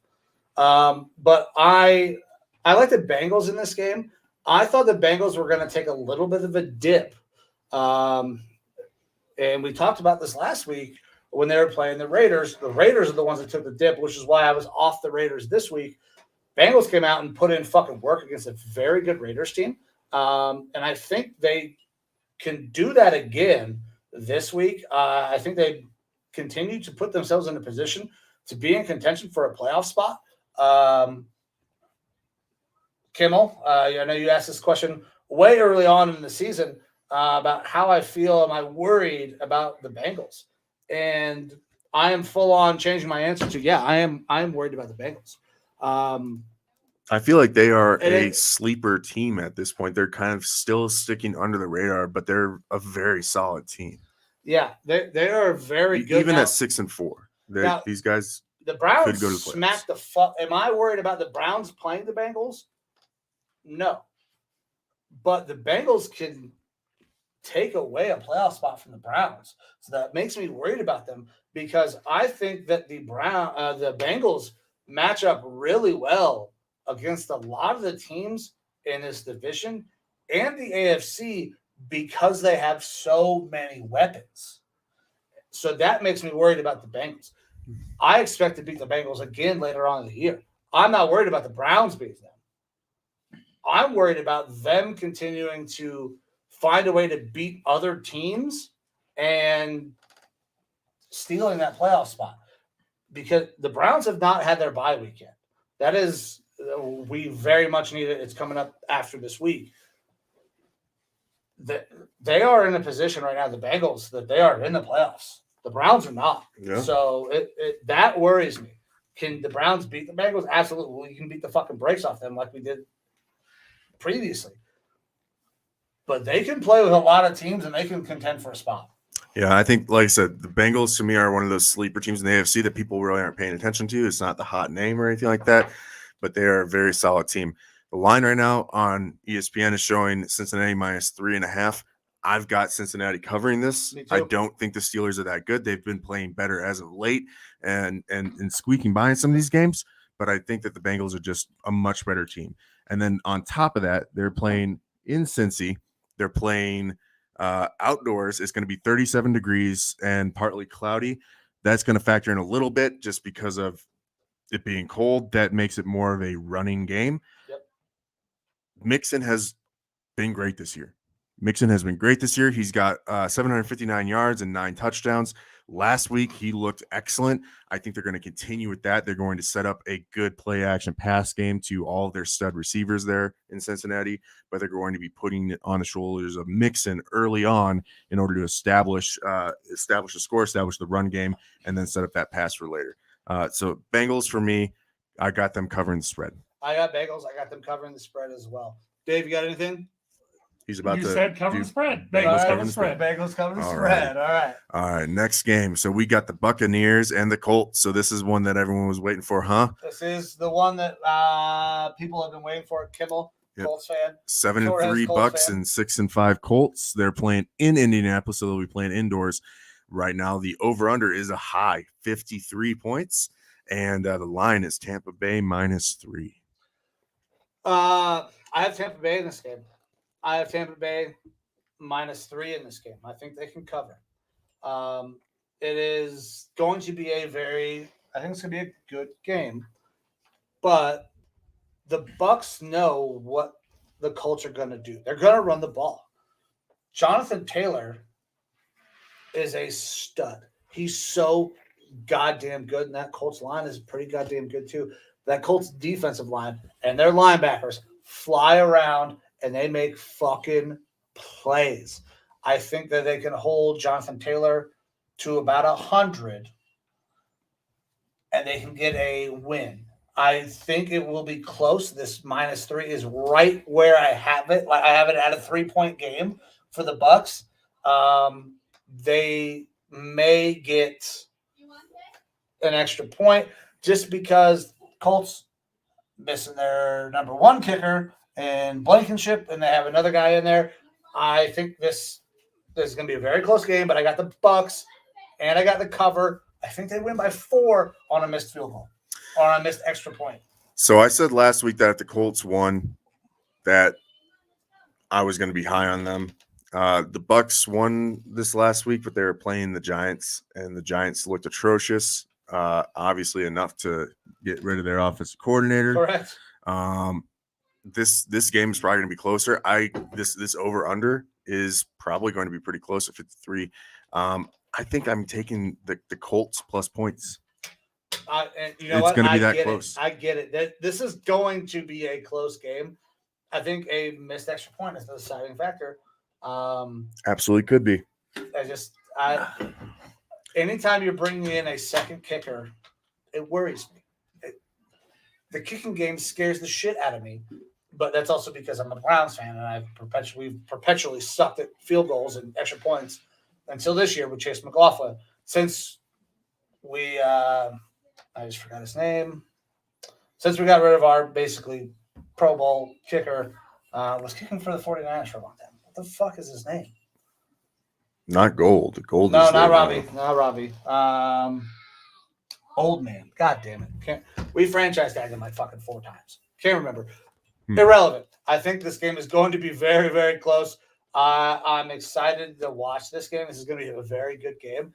Luckily for me, I can watch whatever games I want on fucking Sunday because the Browns don't play till that night. So I don't have to choose between my Browns and some of these other really good games that are going on. I got Bucks -3, but it's going to be a very, very close game. This is a tough one to bet in general. Like I said, I think I'm going to take the Colts plus the points, but I could see the Colts winning just the way they've been playing and the way the Bucks have been playing. So obviously 2 weeks ago they lose in poor fashion to Washington, and then I said last week I thought the Bucks are going to come out and just absolutely throttle the Giants, and for all intents and purposes they did, but they still didn't seem to be firing on all cylinders. That Brady was missing stuff, and you could see him getting frustrated. There was several more scoring opportunities that they just didn't take advantage of, and against the Giants team, like what we saw out there last week, they should have put up those extra points. So I'm not sure if there's still some sort of a weird hangover from their bye week or what's going on. But I think this game's going to be pretty close. I think the Colts do have a chance to win. It's an outside chance, but not that far outside. No. And that's why I'm willing to take the Colts here +3. So we'll see. That's kind of a toss-up, you know. Could the Colts upset the Bucks? Absolutely. Do I think they're going to? Maybe. That's a big maybe. I do not feel confident about this game. This is going to be a very tightly contested game. Yep. All right. Next one, we have the Panthers and the Dolphins being played in Miami. A nice balmy 69 degrees, favorite number. And the Carolina Panthers are favored. It is Carolina -2.5 over and under of 42. Yeah, this line has moved a lot. It was Panthers +1 when it opened. They were getting points, and now they are the favorites. I think Vegas is starting to come around on the fact that Cam looks pretty fucking good for the Panthers. Yeah. I'm honestly surprised that the line isn't a little bit bigger. Me too. I really like the Panthers in this game. Yeah. The Dolphins they're playing better. Brian Flores is a good coach. Those guys are going to play. But they started out as the dogs. Now they're +2.5. I don't know how I don't take the Panthers to cover that. I think they can win by a field goal for sure. And it might even be more. That's what I'm saying. I feel like the line could be a bigger spread there because McCaffrey's out there playing well. Cam's there, and he's just bringing a whole new energy to this team. Their offense is seeming to be a little bit revigorated. And their defense, especially early on in the year, was performing outstanding. They're still good. They're still an interesting defense, the way that they schematically play. I think that all bodes well for them. I think they're going to have a net positive rest of the year. Is it enough to get into the playoffs? Maybe they might be able to squeak in. But against the Dolphins here, Dolphins defense has looked good. Tua's looked all right. Gaskin had himself a game last week, but I still see the Panthers winning this by more than 2.5. So I'm taking Panthers with the spread on this one. I am as well. Give me that Panthers improved secondary against Tua all fucking day. I still don't have any faith in Tua until he shows me like something special. I don't know that I'm getting off of that. So I got Panthers for sure. 2.5. That's an easy pick for me. Give me the Panthers. Yep, same here. All right, Dave, you betting that one? Yeah.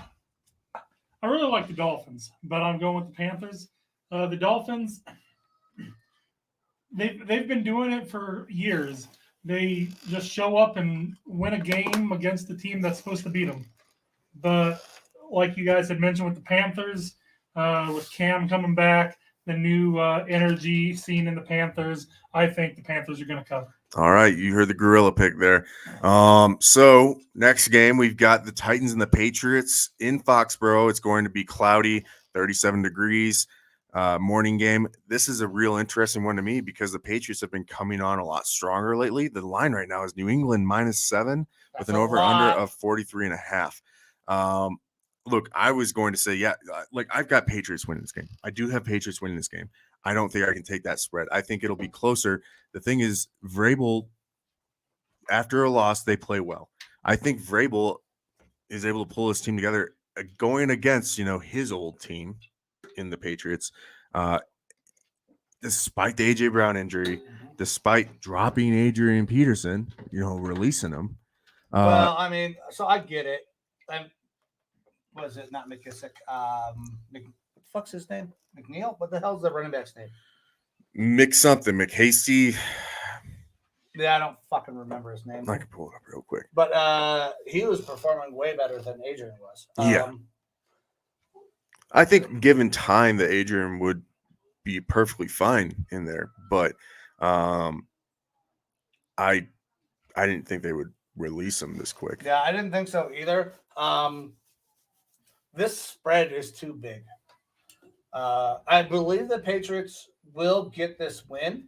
They're going to get back into a tie for first place in that division because, well, fucking Bill Belichick. Mac Jones is the best quarterback in this draft right now. This is something that I talked about before. I was really high on Mac Jones. Jeremy McNichols. And Donta Foreman is technically Foreman actually looked pretty decent in the last game. Absolutely. As well. This is going to be a close game. Fucking flies. I mean, when guys leave the Patriots, they don't perform well against Bill. The only guy that has gone back and stuck at the fucking Belichick. What's up, Dave? I'm just waiting for it. He's teetering. All right. The only guy who's gone back and stuck at Belichick is Dave got me fucked up. What the fuck's his name? Coach. Vrabel or Flores? Vrabel. Because Flores took it to the Patriots earlier this year. But no, Vrabel has done it consistently. Mm-hmm. Vrabel pulled out some of Bill's old tricks against Bill. So I got the Titans on the cover, +7. I think this is a 3-point game. I believe the Patriots will get the win because I can't bet against Bill. He's so goddamn smart. He's so fucking good. He's the best coach in NFL history, and they have a rookie who is balling out. And that's where I'm sitting as well. I think I'm taking the Titans on the cover here. I'm not picking the Titans to win. I think the Patriots win this game, but that line of -7, for the Patriots. I think I've got to go with the Titans here, plus 7 points. Yeah, that's what I got. I got Titans plus 7. If you want to bet the money line, take the Patriots. That's where I'm at. All right, next game, Eagles versus the Giants, being played in New Jersey. All right, Philly minus 3.5 is the current line, over and under of 45.5. The Giants fucking suck. They're fucking terrible. They just fired their offensive coordinator, who I was never a big fan of, but Jason Garrett. I don't feel like the last game was Jason Garrett's fault. He called a decent game. It wasn't a good game, but Danny Dimes looked terrible. Saquon's hurt. Tony's hurt. Shepard's hurt. This is not going to be fucking close, in my opinion. The Eagles are so good when they can do things in the running game. I expect them to run the ball with their backs, with their quarterback. Jalen Hurts is not a thrower of the football. He is a light version of Lamar Jackson. He's not nearly as athletic. He's not as fast, but he can do some of the things Lamar can do. The Eagles can absolutely go in there and smack the fuck out of the Giants. Now, I'm going to disagree with you here a little bit. I do think Jason Garrett is a big part of the problem there. The play calling, when I was watching it, was atrocious. It was so many check down plays. Now, this could be Danny Dimes. All right. It could be his decision making and not going after balls more down the field. But when they were passing, they were doing a lot of short dump offs, a lot of little screens, a lot of short 2-3 yard hooks, things like that, little flat routes. I mean, but they were playing a bust defense who's pretty good in the secondary.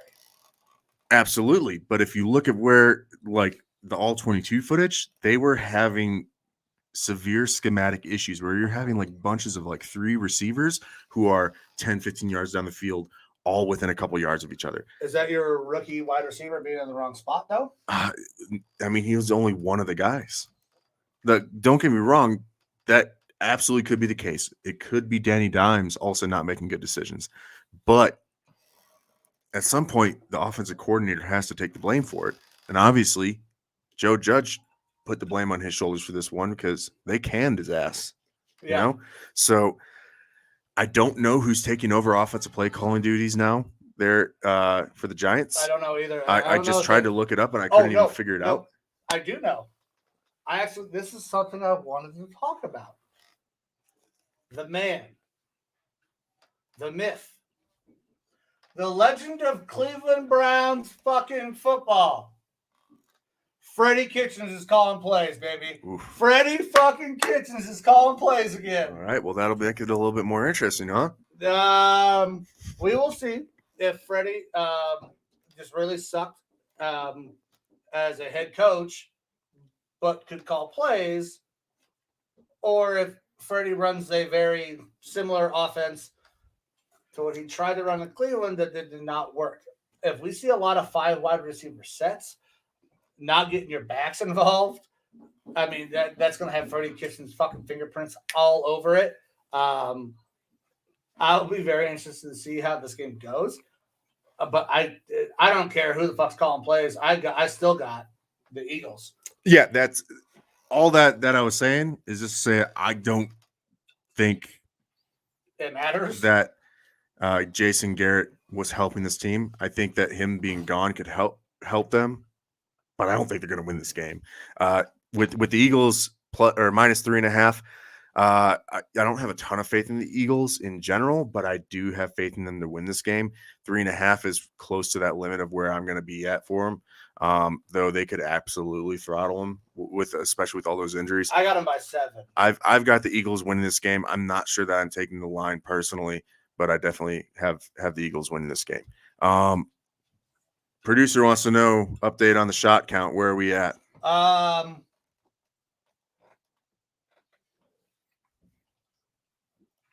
50.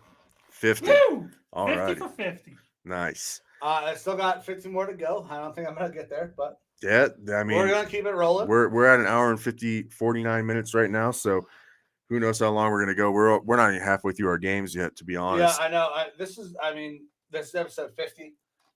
I kind of figured it was going to be a little bit longer of a show. Yeah, 50 hours.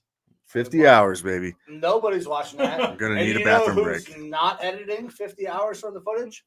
Me.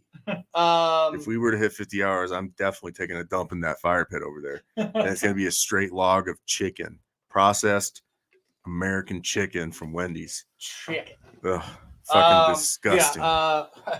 So I'm at 50. I don't know if I'm going to get there, but I'm going to keep going. Like I said, I figured this would be a long episode. Keep powering on, buddy. That's you? All right. All righty. Next game. Atlanta Falcons at the Jaguars. This game kind of seems boring as fuck. It'll be played in Jacksonville. Nice 56 degrees. Atlanta -2 is your line, 45.5 for the over-under. Yep. I'm picking the upset. I got the Jags.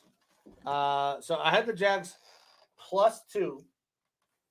I very much considered taking them money line now. I think the Jags get a win. I don't know why. Urban Meyer's done nothing to impress me, but neither have the Falcons. The Falcons have been really bad the last couple of weeks. So Cordell Patterson has been out, and he's supposed to play this game. Right now he's questionable. Unless something is updated since I've last looked, he's questionable but expected to play. I'm sure hoping that he plays because I got him, on my fantasy team. Me too. So with Atlanta -2, I'm going Atlanta with the spread personally. I could see an upset because neither of these teams are fantastic by any means. But I think that Cordell goes out there, that he gives them that dynamic that they've been missing these past few weeks, helps Pitts out a little bit more, continues to look good for Kyle Pitts. So that's why I got the Falcons here. But I could absolutely see this being a game that the Jaguars could end up winning. Yeah, So I was high on the Falcons for a little bit. They started getting some things going when I had Cordell Patterson in. Him being back does make a big impact on this game. There's something in my gut that tells me this is the game that the Jags get a win. They get a win at home in front of their fans. Trevor Lawrence finally looks like that number one fucking pick because that Falcons defense sucks ass. They're not good. So I gotta go Jags here, man. All righty.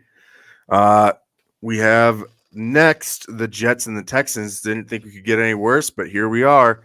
This game's been played in Houston. Line is Houston -2.5. It's Houston, and it's by a lot. Do we know who the starter is going to be for the Jets? We sure do. It's Zach fucking Wilson. All righty. So I'm not picking Zach Wilson. You guys have heard me bury Zach Wilson. I don't know, probably fucking 100 goddamn times. He sucks. He's not good. He's the third best quarterback on that team. Give me Joe Flacco. Give me fucking Mike White. Zach Wilson is starting this game because he is now healthy. Now, don't get me wrong. Zach Wilson's a nice guy. He's a little bit of a pretty boy. He showed as much on his girlfriend's fucking Instagram this week. But he's not a good quarterback. He's just Mike White gives this team the best chance to win, but they're not going to play him. If they play Mike White, that's a quarterback controversy. Joe Flacco doesn't create a quarterback controversy. That's why he started last week. Zach Wilson is now healthy. He is going to come back. He's going to play. And he's going to be fucking terrible. Tyrod is going to have a pretty decent game. I got the Texans. And the 2.5 is easy for me. The Jets, they're not good. I'm going to be honest. I don't even want to pick anything with this game. It's a garbage bowl. It's tough to say one team or the other. I want to get behind the Texans, and then I want to get behind the Jets. I don't have faith in either of them in this one. It's real tough for me to figure out and decide that one of them needs to be selected.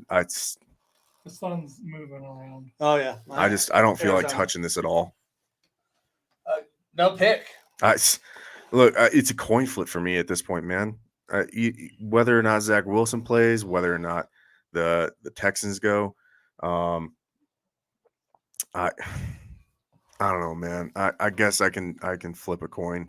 You said who? You got the Texans? I got Texans, All right, and I have them covering -2.5. I'll go with the Jets, just on money line. See, I got the Texans, but I didn't take that last pick, the Falcons Jags. I left that one off my parlay. Left that one off the I parlay. wasn't going to touch that one. Not touching that one. A little too close for comfort. Yeah. All right. Well, I mean, so this game is dog shit. This Jets game is dog shit. I understand not picking the last one. I can't. I'm not backing Zach Wilson. He has done nothing. I understand that you've got that love-hate relationship I with can't with fucking Zach do Wilson. it. I mean, don't get me wrong. I don't want to wish ill on the guy. I didn't want to see him injured. I would love for him to prove me wrong, but at the same time, we host a sports podcast. The more I'm right, the fucking better. But he's not good. All right. Well, we can move on from that shit show. Yeah. Uh-oh. Penis in my butt. Excuse me. Oh. God bless you. Thank you. So next game we've got the Chargers and the Broncos. This game is being played at Empower Field at Mile High. 59 degrees, sunny, partly cloudy. And the line is Chargers -2.5. To me, my gut tells me this is the Chargers all the way, but the Chargers have still kind of been playing a poopy lately, surprisingly. Yeah. But I've got the Chargers in this one. I actually got them covering the -2.5. Yeah, I have the Chargers in this game as well. They got to take the fucking reins off, or I don't know if it's the offensive system that's going on with the Chargers, or something else that why they're not putting up the points like they did earlier in the year. This game screams Chargers. But the Broncos are a little bit better. They're 5-5. They're running the ball like they should. Thank you. Sorry. The game is 28-20 Michigan right now. We got 12:43 left. Sorry, in the fourth. I'm watching multiple things here. I got the Chargers, but you know who rides Broncos? Motherfucking Cowboys. The old hat came out. Oh yeah, the hat had to come out. Had to come out. Episode 50. There was no way the hat wasn't coming out, and it's not going to stay here for very. It won't stay here for very long. But I feel like I'm starting to get this little Texan Jerry Jones. You don't got to wear the muffs. Dave's not wearing them. That's Technically, true. we don't need to hear this That's shit. very true. A little more comfort for I you. just want to make sure I'm coming through the mic just clear enough that everybody can hear me. Now, the Broncos are getting better. They're running the ball a little bit better.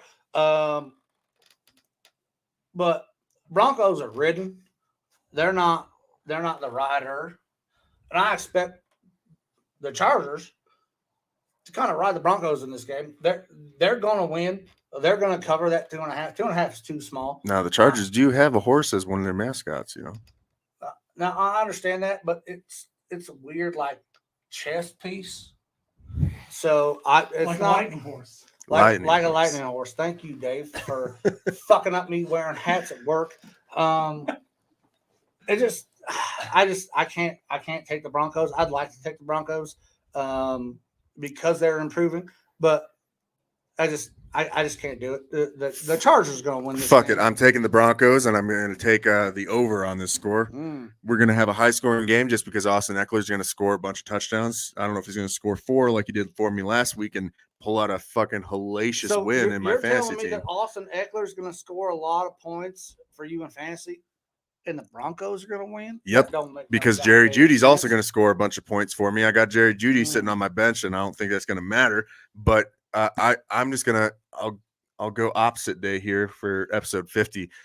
My heart tells me the Chargers are gonna win. I've got the Broncos winning. I've got them covering the 2.5, and I've got the over on the score. So I do like the over because the Chargers defense hadn't been great, but the Chargers are just they're too goddamn good. They're not playing up to their potential, and I think that we see them play up back to their potential again, like when they beat the Browns.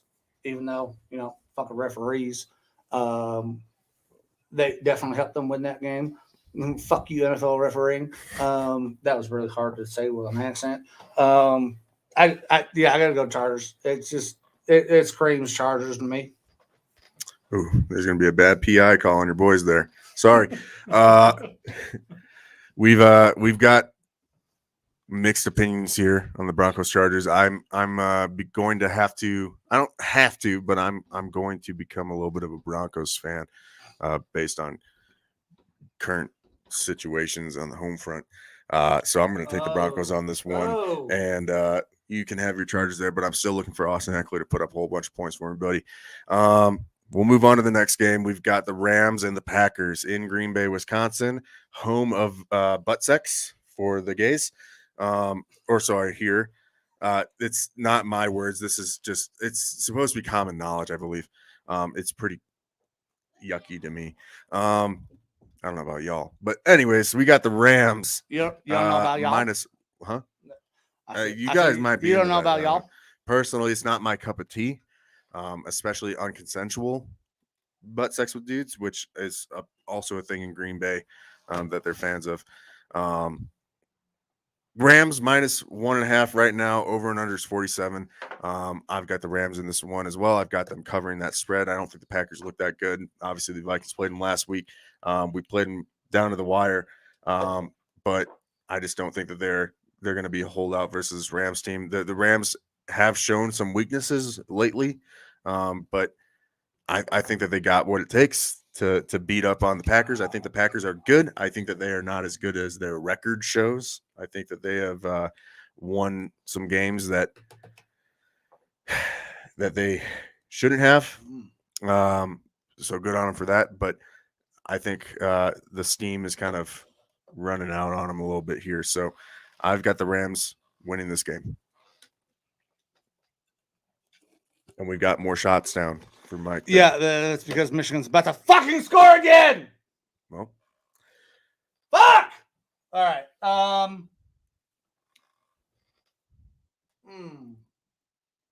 Fuck my ass. There you go. You should go to Green Bay. Green Bay. Yeah. That's exactly where I'm going. I'm going with Green Bay. The Rams have looked dysfunctional on offense the last couple of weeks. Matthew Stafford is throwing a lot of picks. He's throwing balls where I wouldn't expect a guy with that kind of tenure, that high level knowledge to throw the ball. And I don't think it's improved by adding OBJ.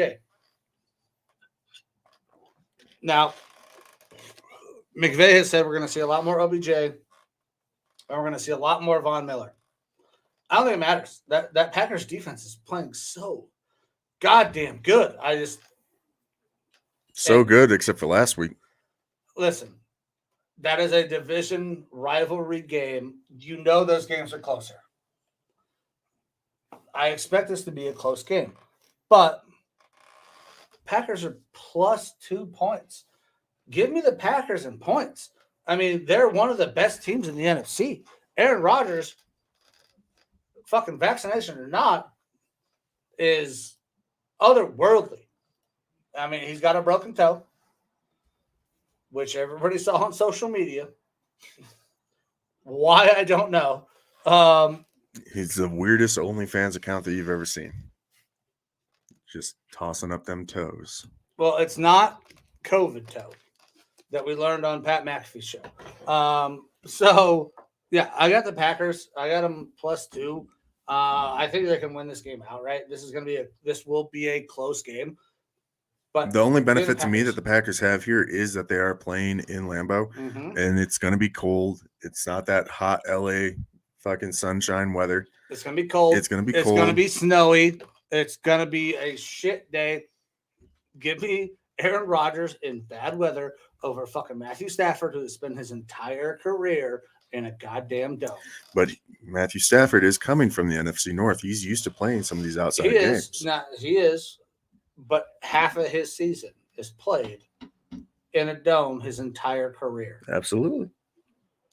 Give me Aaron Rodgers in the cold, at home, taking down the Rams, and that's going to help the fucking Cardinals, which, I don't love, but it is. That's what I got. I got Packers +2. I think they win it outright. All right. I've got the Rams in it because I just can't get on that Packer train. I never can. Nope. I know you won't. Not going to happen. All right. We're going to skip over our Sunday night game and one other game that was earlier on in the day Sunday, and we'll look at our Monday night game, and then we'll head back to those two games. So Monday night, we have the Seahawks and the Washington football team being played in Landover, Maryland. And the line currently on ESPN is even. Yeah, so I saw the even line. When I put the bet in, it was Washington football team -1, and I still like that. Washington is improving. They're getting much better on defense. We talked about it all year. When are they going to fucking play up to their potential? And I mean, Chase Young's going out, out he was for the out year, last so week, that's too. it's not going to help, but they have slowly been looking a little bit better on defense. Not fantastic, but good enough to beat the Buccaneers. Yeah, I think they continue that trend, man. I think they're trending up. Seahawks are not. I mean, Russell needs a running game. He doesn't have it. And Carson is out for the year for sure now. Yeah, Chris Carson's done. I mean, give me the Washington football team. It's basically a pick 'em. That's what the ESPN has. I got them. Oh, we got a phone call. Plus the 1 point. But let's go ahead and we'll take this phone call from, once again, Torres. I accept the call. All right, Torres, you are on with the Lineman Lounge. What you got, man? All right, so I have been watching and drinking some seltzers, and I just wanted to scream out that Farva's number one. Farva's number one. Farva's number one. And I need a little more love for my Colts. Can you spell his name? Can you spell Brett Favre's name? No, not Farva. Farva. Farva is number one. Farva. So you want a liter of cola? I want a liter of cola. Okay. Okay. All right. I thought you were just trying to take a jab at me, pendejo. Bringing on that wiener dick pic sending drunkard on the podcast. You mean the former Vikings quarterback? With an asterisk. Oh, with an asterisk. Okay. Heretic. A heretic. Insider threat. Get another call in before you guys kill the live stream. Well, we appreciate you calling in. Listen, I don't dislike your Colts. I just think it's a very, very tough matchup this week. Yeah, I mean, you're playing the Bucks. Jonathan Taylor's an absolute fucking stud, but it's just I can't get on him this week, man. All right, let's do it. You and me. $20. Deal. Straight money line. Sure. Your Bucks win. You get $20. My Colts win. I get $20 from you. Hey, you know what? We love making money on this show. So. Yeah. So. And Dave said $20 is $20 bucks. Is $20. $20 is $20. And if you use code $20 at repsports.com, you can save 50% on Raise Energy. All right. There we go. I'll let you guys finish up the show. All right, brother. All right, brother. Bye. All righty. So we did make sure to throw up the banner. Torres is a puta. Torres is a puta. Torres is a puta. All right. Make sure to throw that out there. But also, so you are a puta. And if anybody who doesn't know what that means, Torres is a bitch. But thank you very, very much. He's our puta. For putting together the guitar lick for the intro song. We greatly appreciate that. But you're wrong. I'm expecting a call back here in a little Yeah. bit when he sees that shit. All right. So you have Washington football team this game, and I'm feeling the same way. I'm not on the Seahawks at all this season. And Washington has slowly been looking better. They're not a great team at this point by any means, but they have been looking better. And I don't see any way that they don't win this game with it being a home game. It's going to be chilly, 42 in Maryland. But I don't know that really makes too much of a difference because Seahawks just don't have offense right now. No. Their defense, talked about it in previous episodes, has been atrocious this year. Meanwhile, Washington, their defense is starting to look a little bit better, and they do have plenty of offensive weapons. I believe that the Seahawks have like the third worst rushing defense, and then Gibson is back out there playing for the Washington football team, looking pretty decent. I expect Gibson to put up a good game this week.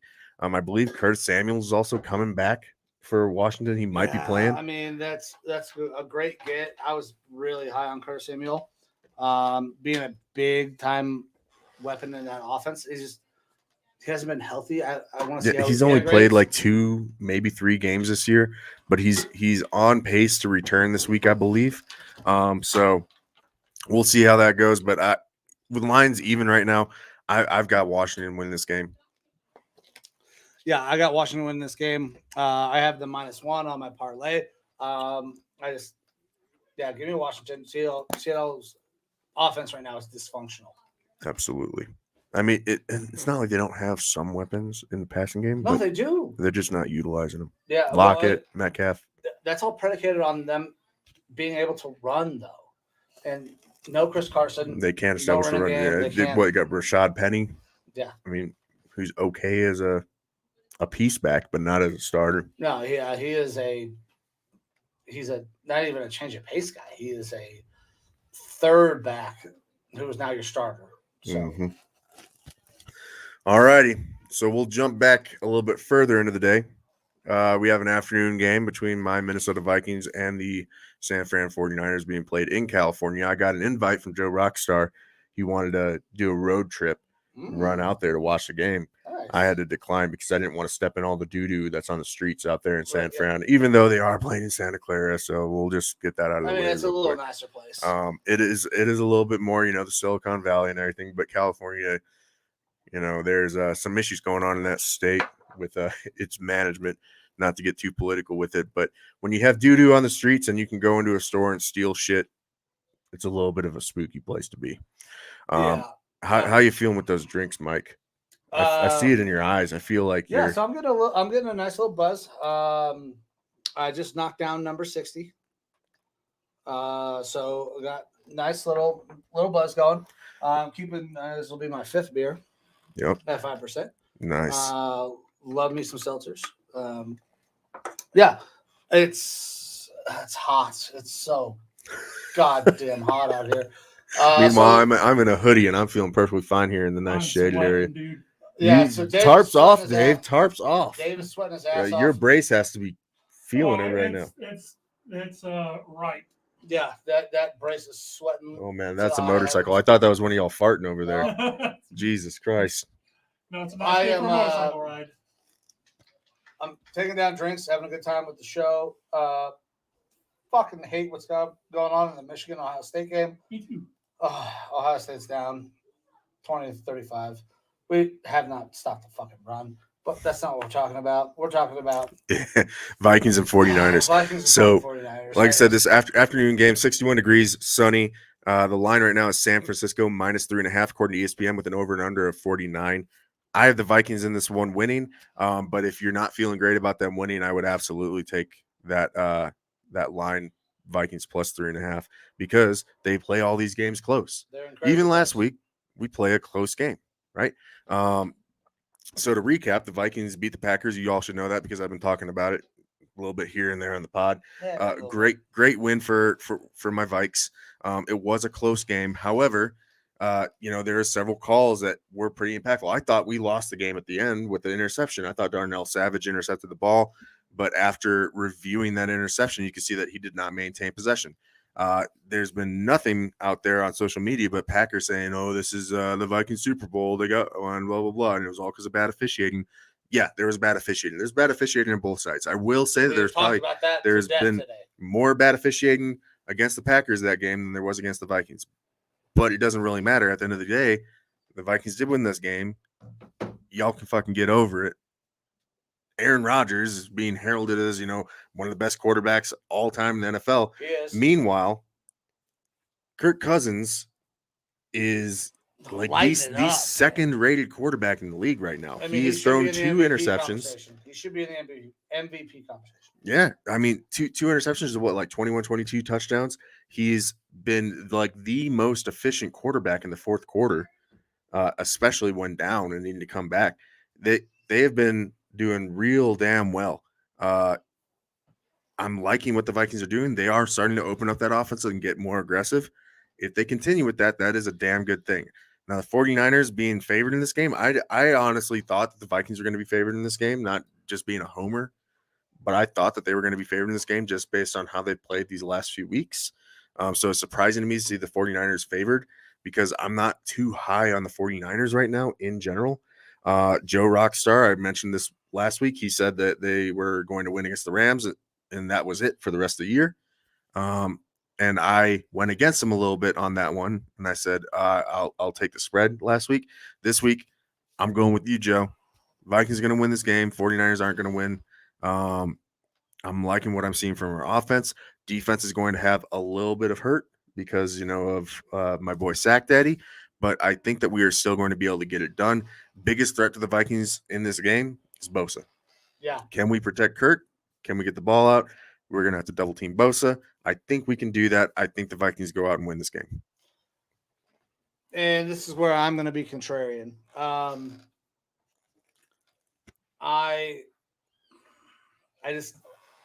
like some of the things the 49ers are doing, man. They're getting better. Their defense is playing, up to that high level that I expected. They're right at 500.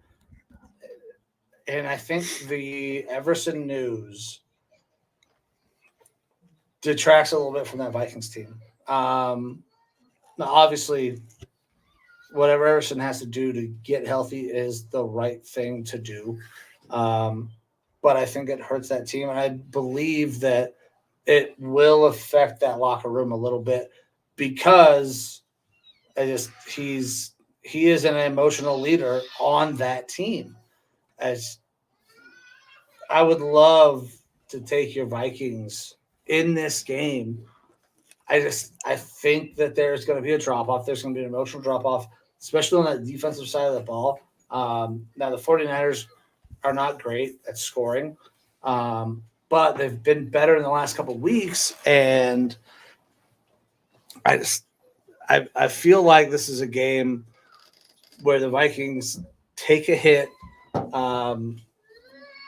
The 49ers find a way to win. I'm going against Joe Rockstar here, saying that they were not going to compete. I think they're 500, maybe. Well, obviously can't be 500 anymore with 17 game schedule. I think they're one game better than 500. I think this game puts them over that mark. All righty. Well, I will say this: if you're not wanting to pick the Vikings in this game, I still would think that the Vikings plus 3.5 as it stands on ESPN isn't a bad bet just because we've played all of our games close. All these games have been real close.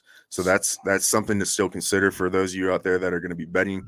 The only game that hasn't been close for the Vikings is when we played the Seahawks, when we absolutely just demolished them. Yeah. So that's worth paying attention to. When I got this bet, I got the Niners -3. So I think that's right around. It's going to be a 3-point game either way. I could see this being a push for me. Sorry, I'm still watching the Ohio State game. We are trying to make a comeback right now. I think this is going to be a close game. Since I got the 49ers at -3, I think that -3 is right around where it is. I'm taking the Niners. All righty. And we do have a mailbag question kind of concerning my Vikings from my boy John up in Minnesota. Woo! Sorry. Ohio State just scored on 4th and 5. It seems like there's just a flowing river of hot frothy cum over here right now. That needed. I mean, that was the game. 4th and 5, down by 15.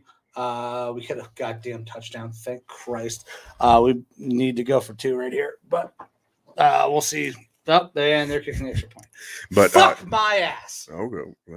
Go back to Green Bay. So we will talk about that mailbag question here after we get to this next game, but it does concern my Minnesota Vikings a little bit. It does, and we'll get into that. It's a very good question. Yeah, absolutely, and I really, really appreciate the question coming in from my boy John. So next and final game to be talking about here today is our Sunday night game. We have the Cleveland Browns at the Ravens being played in Baltimore. Baltimore is favored -3.5 according to ESPN right now with an over and under of 47. Yeah, so I want to take my Browns. I love the Browns. I've grown up in so much misery being a Browns fan, but I can't take them in this game. Now, the Browns have a lot of things going in their favor this week. We're getting Kareem Hunt back. A little bit ahead on that. Yeah, a little bit. Jack Conklin is going to be back. But the Ravens have not struggled against the run. They've struggled in blowing coverages in the pass game. And Baker has not shown in recent weeks that he can take advantage of that. Yeah, I want to hear your thoughts on this whole Baker conundrum that's been going on. Enlighten the people on what's going on here. Okay, so after the last game, we got a win. Not a good win. It was ugly as shit, but we beat the Lions. Shout out my buddy Mike Sweet, and Devin Dent. You guys can lick my asshole. Fucking Lions suck. But it was an ugly win. Baker did not take any questions after the game. He refused his media appearances, did not give a post-game press conference. And when Baker came off the field, he was booed by fans in Cleveland, which is not something that we have seen since probably Tim Couch to this level. Baker was upset with the fans. He said as much in a press conference the following day. Baker said the people who were booing him are probably the same fans that won't shut the fuck up on offense. So that's Baker kind of taking a shot at the fans, which is probably never a good thing when your quarterback is taking shots at the fans. Those two things are supposed to be in harmony, unless you're just not good, Zach Wilson-esque.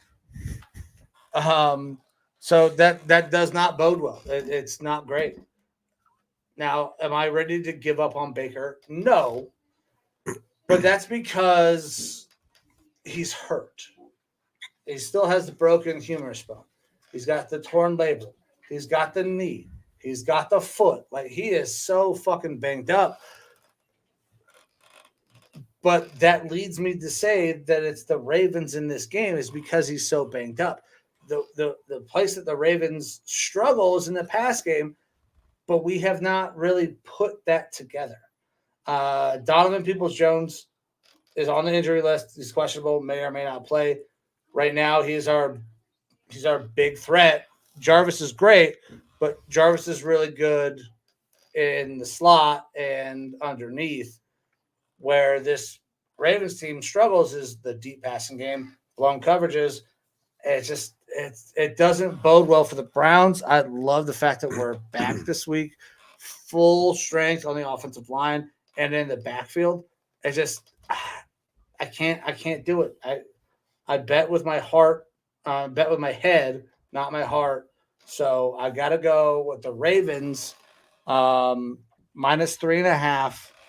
Even though it fucking pains me to say that because I'm about to watch Ohio State lose. I'm going to watch the fucking Browns lose to the goddamn Ravens because we can't fucking stop the run. Yeah, it's not going to be a great weekend of football for me. But maybe you'll give me some hope. Maybe you'll lighten up my life. I mean, I am picking the Browns to win this one. I'm picking them to win it Here we go. outright. All right. So, do we know if Lamar Jackson's playing? I believe that Lamar Jackson has passed the shit that caused him to miss last week. Yeah. Well, look, they haven't looked great lately. The No, Ravens. they haven't. We saw people take advantage of them. We saw the Dolphins take advantage of them. We talked about this last time that episode 2 or 2 ago that Stefanski is a smart coach. Yes. He's going to have his guys paying attention to the Ravens specifically, knowing where their weaknesses are and how to take advantage of it. They're going to be ready for him. You're getting Conklin back. You're getting Kareem Hunt back. Chubb, going to be out there. Yeah. All right. When you get that two-headed monster in the backfield, they are more than just running backs. They are receivers as well. They are. I think just pure X's and O's, the Browns got this game. I'm not sure that Lamar is going to be 100%, even though he has been since Wednesday practicing and is considered healthy. But going back to this Baker thing, I agree. Talking bad on your own fans is never a good look. No, it's not. You know, if you go out there and you throw an interception, they are coming at you now. Before, you might have gotten a little bit of like, Baker's hurt and blah, blah, blah. And now you talk shit on your own fans, and they're going to be the first ones to call you out on it. All right. But Cleveland's blue-collar city. They like tough guys. We do. I think they respect him going out there and fighting through these injuries. If Baker goes out there and has himself a good game, he goes out there and does the whole grabbing his sack like he did in his college days. Yep. I like that sort of moxie from him. We haven't seen a ton of that from him in the NFL. This little comment about the Browns fans and stuff like that, him being angry, I don't like it, but I also kind of like it because maybe a little bit of his moxie is slipping through and his professionalism that he's adhered to since being in the NFL. Right. I'm not saying lose the professionalism, but let your moxie fly a little bit. So I respect it a little bit because that's who Baker is. That's who Baker has always been. And I don't think we've seen it.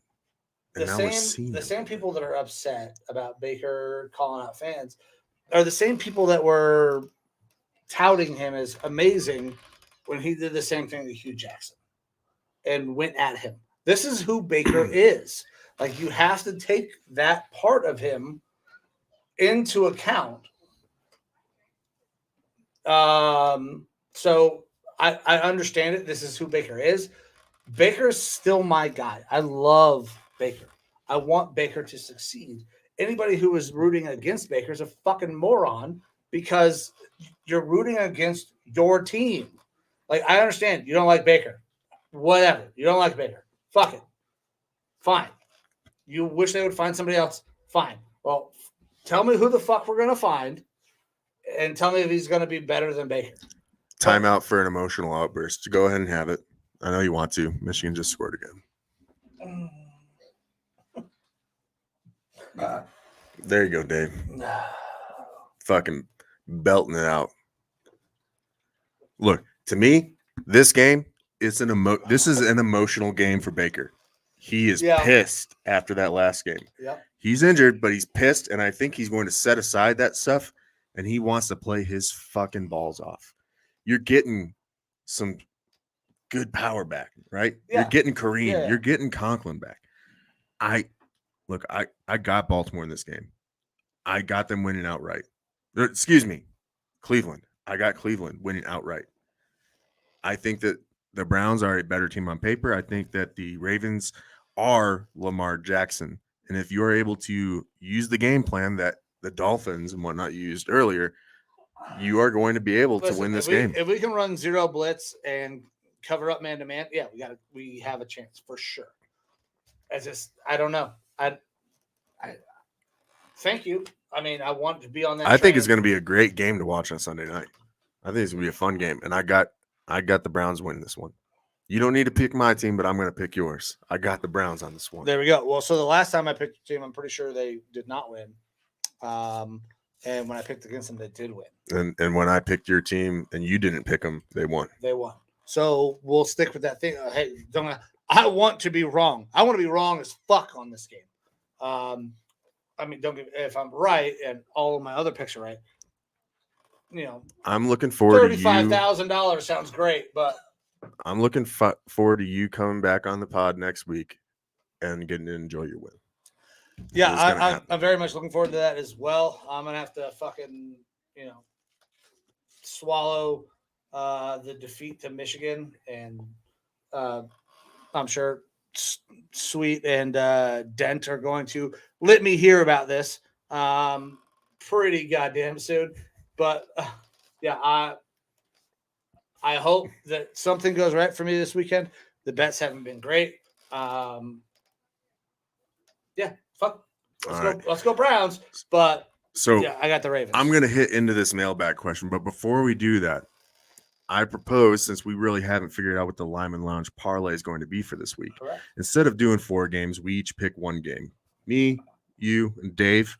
We'll get the Vanilla Gorilla. Get you picking 1 game this week that you think is a lock, a great bet for our fans to be watching and rooting for and betting along with us. All right, I've already got mine.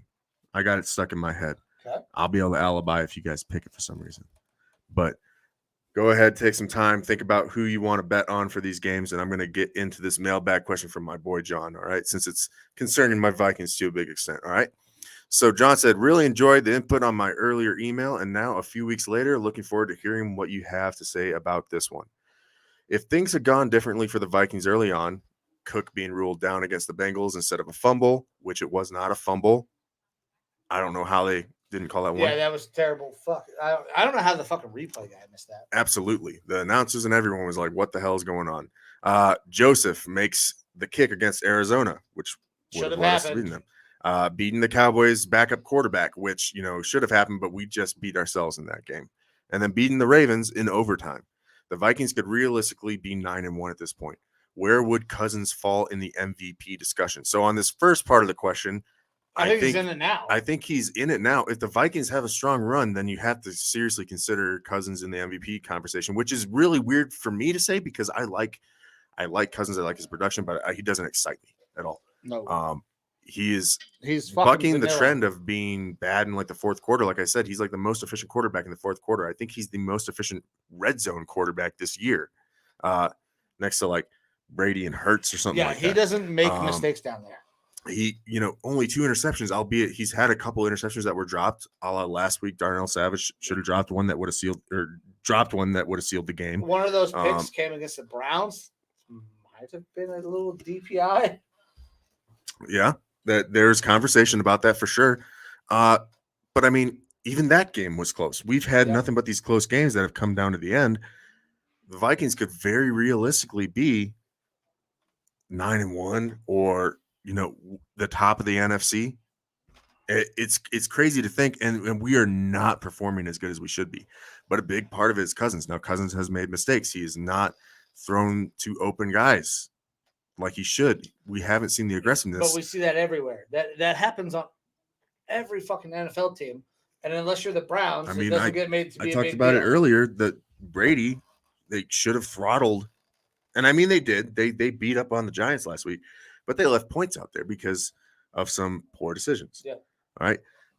Should Cousins be in the MVP discussion right now? Yes.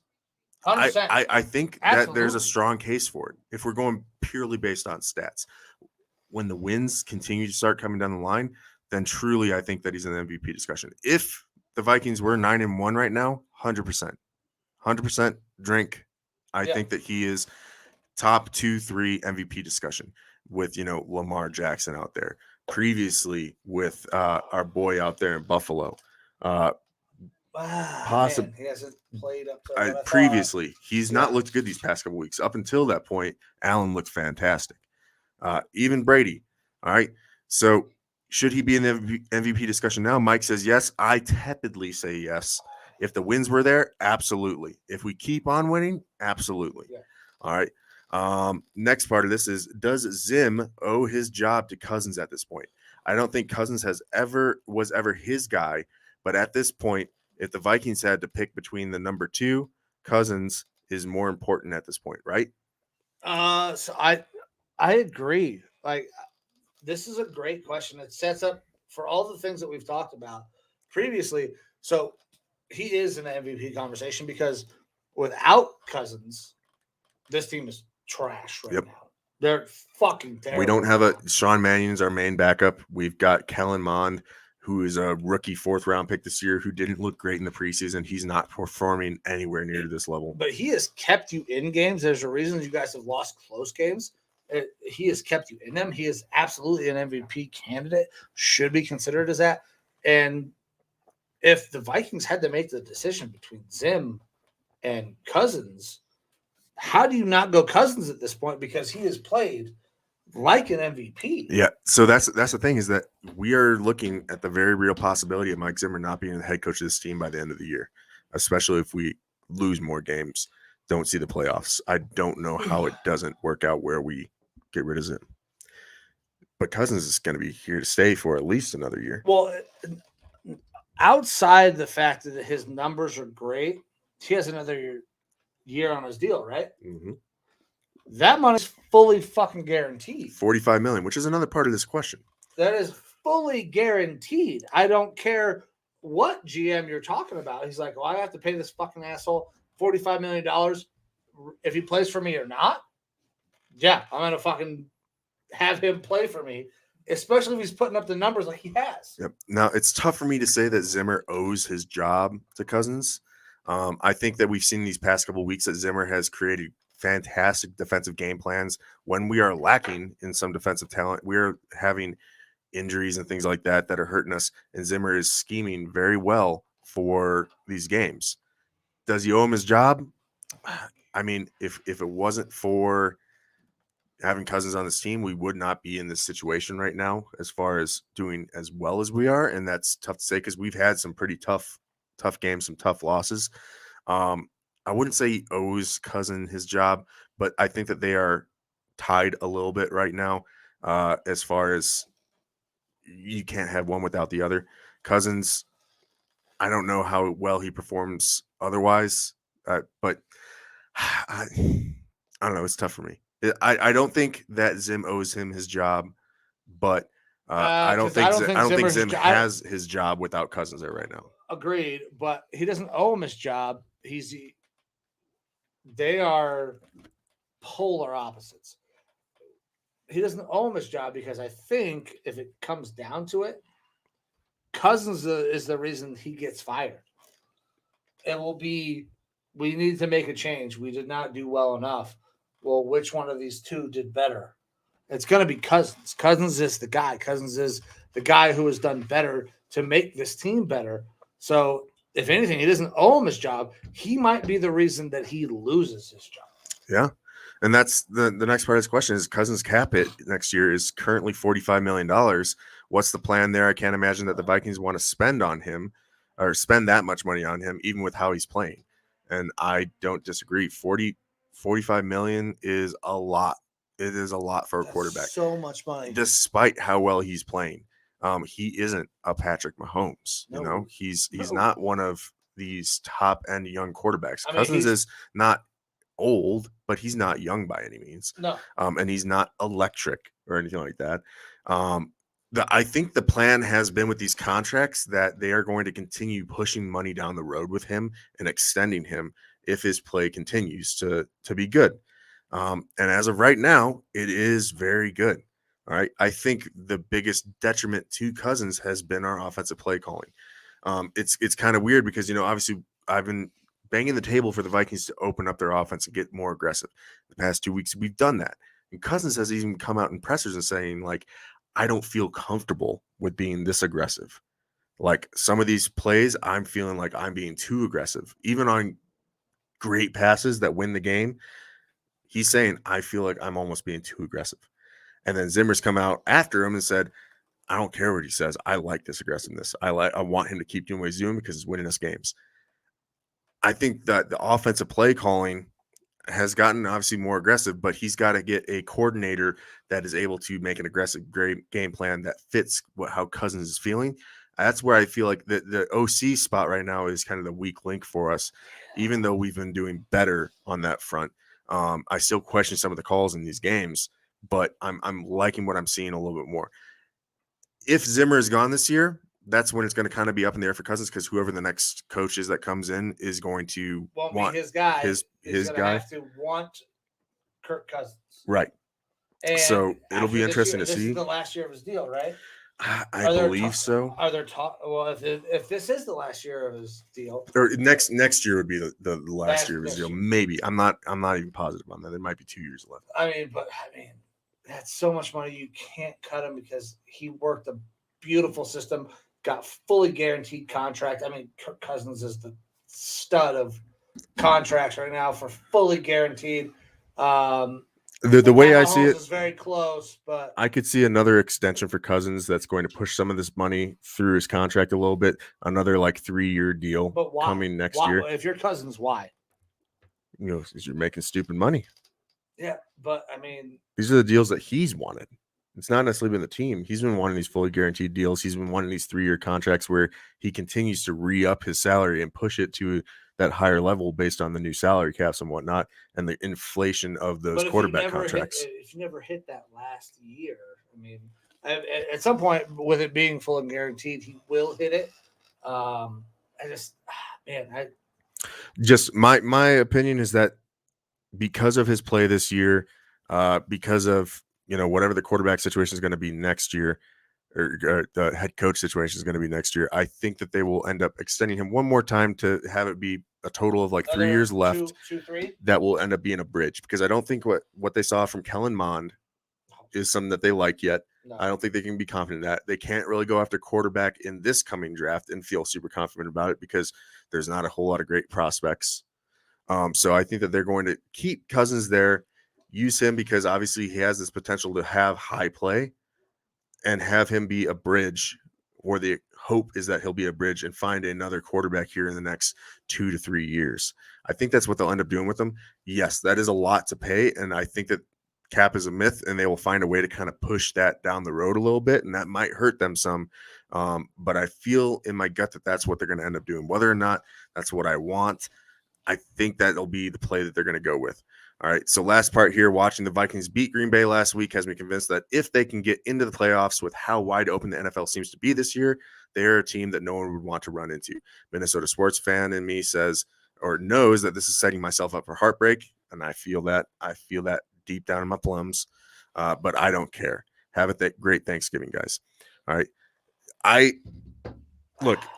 The NFL is weird this year. You're seeing some teams look really good, and then they just kind of fall off out of nowhere. We saw it with the Bills. I think we're seeing it with the Ravens now. You're seeing it with the Titans, where they had this good run, and now they're having injury bug and things like that. Things just aren't working out for them, and now they're kind of becoming middling. We're even seeing it with the Bucs to an extent, the Rams. The only team that's really not struggling super hard is the Cardinals. They're actually making do with those injuries. Yeah. That's the only team I really feel like is running away with stuff. If the Vikings are able to make it in the playoffs, it's a new season at that point. It always is a new season when you get to the playoffs. Anything can happen. And there's been so much parity that, yeah, they could make a run. I don't feel super strong and confident about this team making the playoffs, let alone making a deep playoff run, unfortunately. But when it comes down to the playoffs, anything can happen. Yeah, so this week is going to be very telling. If the Vikings come out and put on a good performance, beat the Niners, I think we'll play very well. I think they will continue and they can make a playoff push. Obviously, they are a wild card team at this point. The Packers are going to take this division. But no, I don't think anybody wants to run into the Vikings. They play everybody close. It's insane how they can be where they're at record-wise. I mean, they could be 9-1, right? That's what John put out there. Mm-hmm. But they're not. They're fucking 5-5. Look, with 7 games left in the year, I think that we have, apart from tomorrow, which I like I said, I feel like we're going to win that game. I think we have 2 more games that are going to be really tough. And other than that, I think we can win out. We've got the Rams coming up, and then we have the Packers again. Those are the two teams that I'm worried about. We've just gone through the toughest stretch in our schedule, ending with the Packers there. Now we have, we play the Lions once again. We play the Bears twice. Yep. We've got teams on here, the Steelers, like we can win those games. So I expect us to You're win talking those games. what, 10-7, 11-6? With 7 more games left, and we're 5-5 right now. I think that we win between 4 and 6 of those games. Yeah, And that would put us. That puts you 16-7. Excuse me, 16-7. 10-7. Yeah, right. give or take. Yeah, Somewhere around there. Maybe you get a game you don't. 11-6, something like that. But that's very close to where that mark is going to be for that playoff spot. They can get there. Yeah, for sure. This is a huge test this week, though. Because I know Joe Rockstar's down on his Niners, but I'm not. I don't know why he's so down on them. It's going to be very, very close. If they get into the playoffs, that's not a team anybody wants to run into because we play everyone close. They play even the good teams close, and they can do a lot of things on offense when they're being aggressive. If they get into a passive offense, it's fucking they're not good. You said last week, whenever Justin Jefferson gets 5 targets, is some 5 or 7 targets, which he caught 8 catches last week. Yeah, I mean when he gets that over 100 yards in the first quarter. But if they throttle down, if they are not aggressive, and Kirk is not aggressive, that's where this team struggles. Like if there's a time in the year for us to get hot and figure our shit out, it's now. Trust me, I understand. Dave is hot. If there's a time for the Browns to get hot, that's right goddamn now. I mean, realistically, we need to beat the fucking Ravens twice to be back in this conversation. We got them this week. We got to bye. Then we get the fucking Ravens again. At worst, we can go 1-1. So I understand the time to get hot is right now. This is the time where you want to get hot. Every NFL team wants to get hot at the end of the year. This is a great question. It's got me thinking a lot. And Cousins' numbers. So next year is the last year of his deal. $35 million base salary, $10 million at signing, fully guaranteed. Fucking $45 million. It's so much money. It's a lot of change. Yeah. I mean, good for him for working that deal again, getting fully guaranteed twice in a row. And to kind of bounce off of this question and John's previous question and previous episode about Zimmer's job, I'm actually on board with Zimmer keeping his job right now. I'm not feeling great about Kubiak. I would like us to find a younger, more dynamic offensive play caller, and for Zim to be hands off with them, for Zim to allow them to be more aggressive and be not put the constraints on of be like, I want you to run the ball all the time type thing. Because I think Zim is seeing now, when I allow my offense to be a little more aggressive, it might not be exactly the game that I want to see. You're still seeing a lot of running, but you're also seeing us putting up more points and winning these games. I think Zim will hopefully cater towards that. But even bigger news than that to me is that it has been confirmed that Mike Zimmer is dating like a 38-year-old former Maxim model. Jesus fucking smoke Christ. She is fucking gorgeous. And that, good for you, Zim. Like, if that alone doesn't get you a job, that got me riled up. I was like, hell yeah, that's my coach. Fuck. Look, he got himself a nice young little dime piece. He's fucking slinging dick all over the place. Good for him, man. Yeah, and no shit. That was like, got me back on the Zimmer train right away when that news came out this week. I was like, that's awesome. Good job, buddy. But yeah, that's where I'm at. Thanks, John, for the question. It's an awesome question. It is going to be interesting to see what we do with Kirk's contract going forward. Well, they have to have him. They can't cut him. That's $45 million of dead cap. They can't cut him. Yeah. So he's gonna be there. And that's why I feel like we're going to find a way to re-sign him for another couple years and spread this hit out a little bit. I think that's the way that'll end up going. But that's it for that mailbag question. And that kind of just leaves us with this Lyman Lounge parlay left. Yeah, so I have my pick for the Lineman Lounge parlay.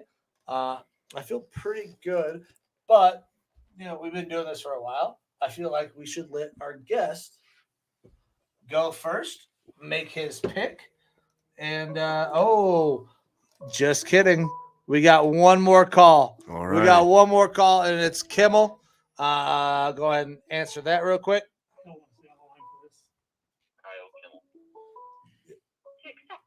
I accept your call, Kimmel.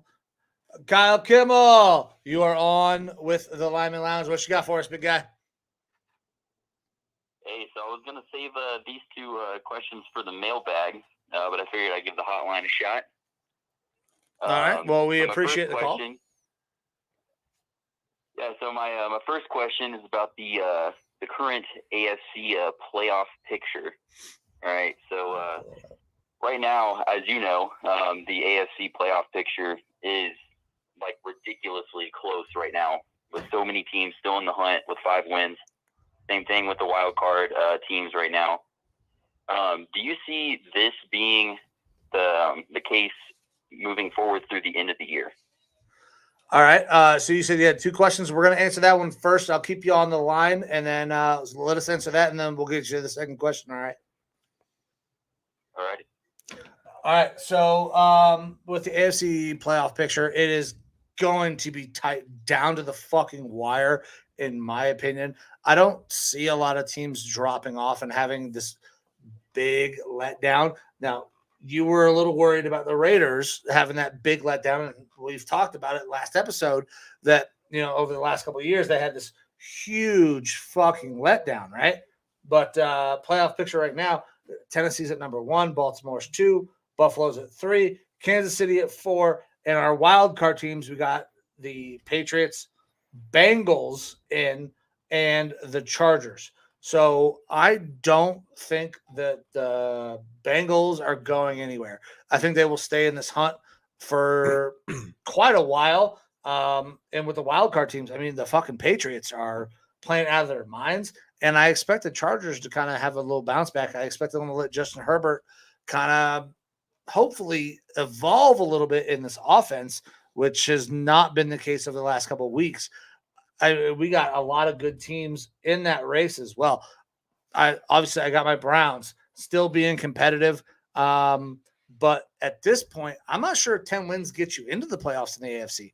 10 wins is a lot of wins in a typical year. With an extra fucking game, though, I don't know if 10 wins get you in. I think it might take 11 to get in. Look, the 2 teams that I'm not so sure about in this AFC playoff picture are the Chargers and the Chiefs right now. Honestly, the Chiefs are in that 4 slot, but I'm not feeling great about them. I've got the Browns and the Colts as 2 teams that could absolutely push into this picture. So it's fairly set towards the top, though.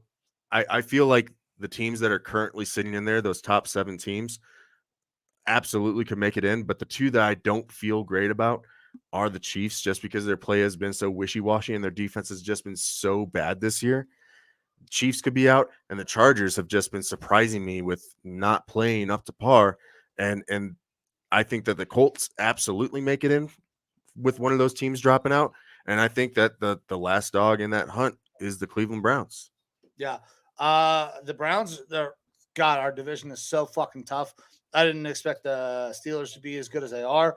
The Bengals are surprising me. I expected them to be better, but not this fucking good. But I mean, the Colts absolutely make a push, and the Browns can make a push if they can get a big win this week. That fucking conference is so tough right now. I don't see a ton of drop off from most of the teams that are contending. I mean, we got Pittsburgh, we got Indy, we got Vegas, and we got Cleveland. Outside of that, yeah, I expect to see a drop. Denver's not making a push, even though I don't see Pittsburgh as being competitive and making it into the playoffs. I don't see the Raiders at this point making a push. They're maybe the third of those teams that could possibly make it. In the NFC, though. It's true, but they've been playing weird. Those Cowboys have been playing weird. I mean, I think we're looking at somewhere between a 10 to 11 team race for this AFC division or this AFC conference, where any of these teams could make it. I think it will come down to week fucking 18 now, not week 17, on who's going to get in and who's going to be left, holding the bag. All right, Kimmel, what else you got for us, buddy? Then my second question was just who y'all, because y'all were talking about Kirk Cousins and like the being potential for an MVP conversation. Who you guys liking for MVP as of right now? Are we talking AFC or NFC? Or just overall MVP? Either.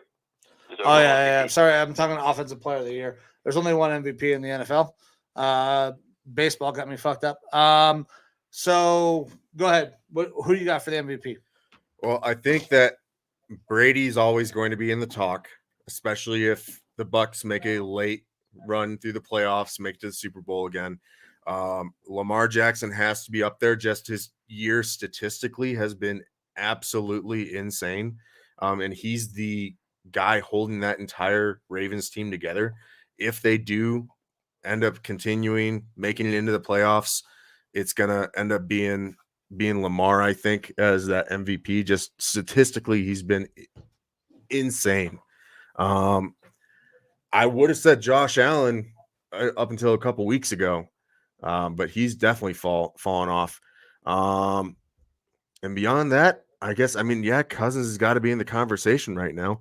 I'm not sure. You got anyone else, Mike? So for a while, I thought it was Kyler. Kyler looked really good. He kind of vaulted himself up into that conversation. But with Kyler going out, we can see that Arizona team is not predicated on Kyler being spectacular to continue to win. So I think Brady is definitely in the conversation.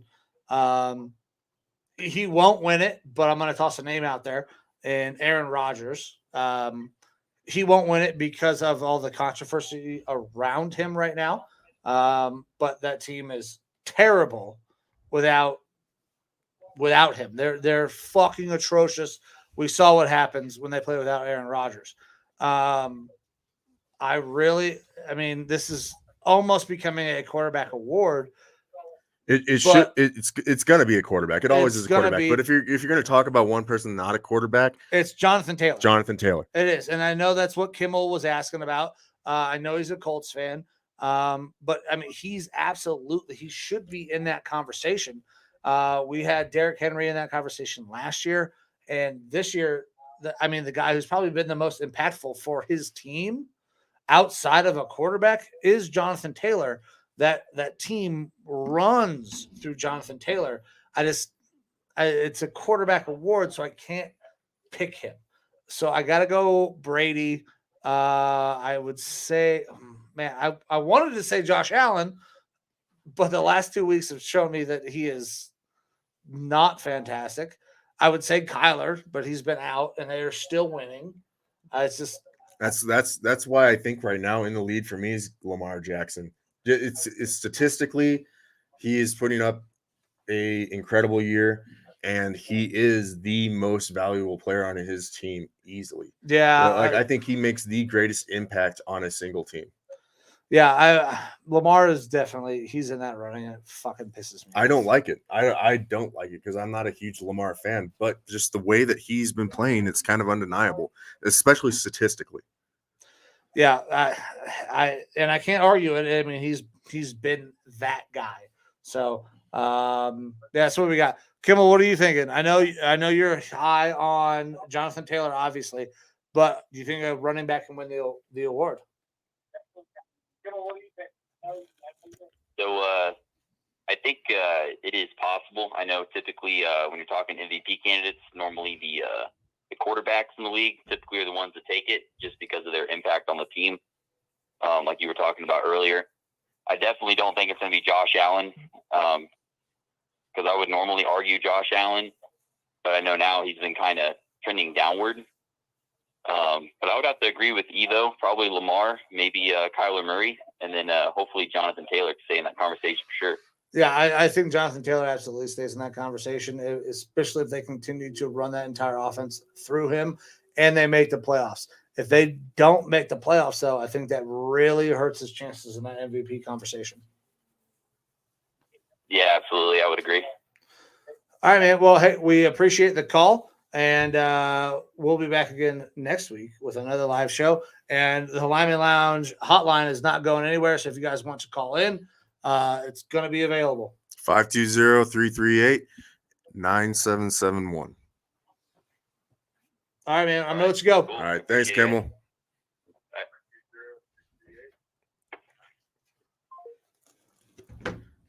All righty. So, All right. Lineman Lounge Parlay was where we were at. We were at the Lineman Lounge parlay. We were ready for that. I need a fucking win because fuck my ass. I'm not in Green Bay. Ohio State got smacked because we couldn't stop the goddamn run. So I need to win some fucking money to make myself feel better. Dave, you are going to be the number one pick. What do you got for the Lineman Lounge parlay? The Vanilla Gorilla / Vanilla Gorilla picks. Oh, we got my another goodness, call. we got another call. All right, you Are get you- more time to think, Dave. You get a little I bit know more who it is, time. though. It is Torres. Torres again. We got a Get outta couple here, of. Torres. We don't have a lot of watchers, but we have a couple of very faithful watchers.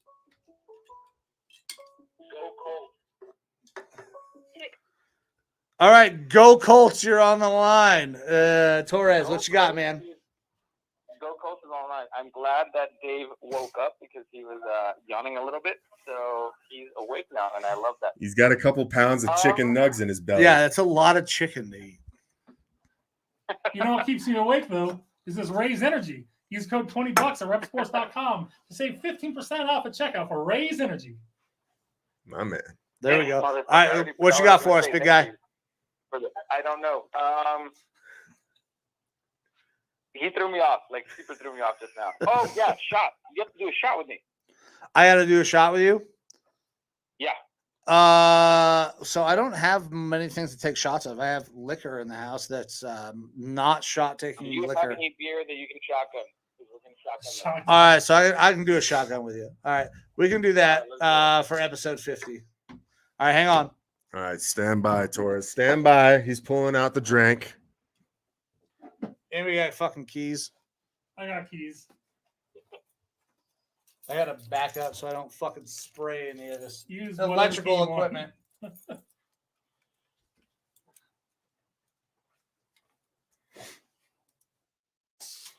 Oh, you got me. Yeah, there's a little bit of spray. All right, is Evo doing it too, or is it just you and me? Just you two. I got too much nuggy in my Yeah, belly. he's got a lot of nugs. Dave, will you do me the favor of holding that up to the mic? Which way? That, yeah, it's on speaker. So, all right, Torres. I don't know if you can see me. I know we're a little bit behind you guys, but Yeah, there's a super delay, so I'm gonna go off of your sound. I'm gonna tell you when I'm done. all right, you ready? All right, hold on. Oh my goodness! You're gonna call me to do a shotgun, and you're not gonna be ready? I think you want to do a shot. So he probably had tequila ready. I probably had tequila ready. By the way, don't drink tequila with Torres. It'll end in kicks. And it's terrible. You don't remember the night your wife gets super pissed off. All right, so on you. All right, big guy. Love you. Thanks for calling in. 1, 2, 3, go. Love you. All right, go. Are we done? Oh, Yep. yeah, we're done. Oh, you can't go. I said go, didn't I? Yeah, you said go, and then he opened it. And I checked. said 1, 2, 3. I gave a countdown and said go as well. Shit. Well, I obviously fucking failed that. So. All right. So you guess owe we me gotta, one. You Guess we owe got to me. do another, right? No, fuck you guys. Listen, I gotta make it. I gotta make it back into the house. All right.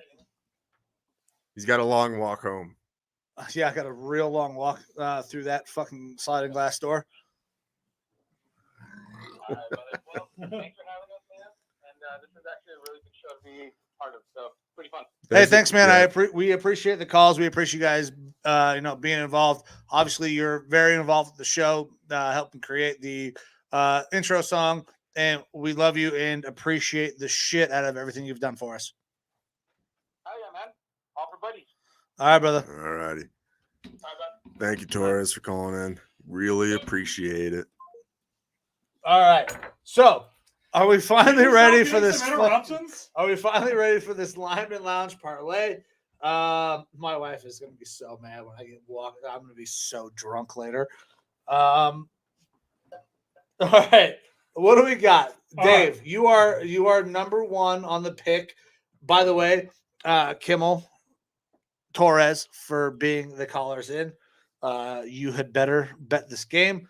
If you don't win, I apologize, but also fuck you guys. Love you.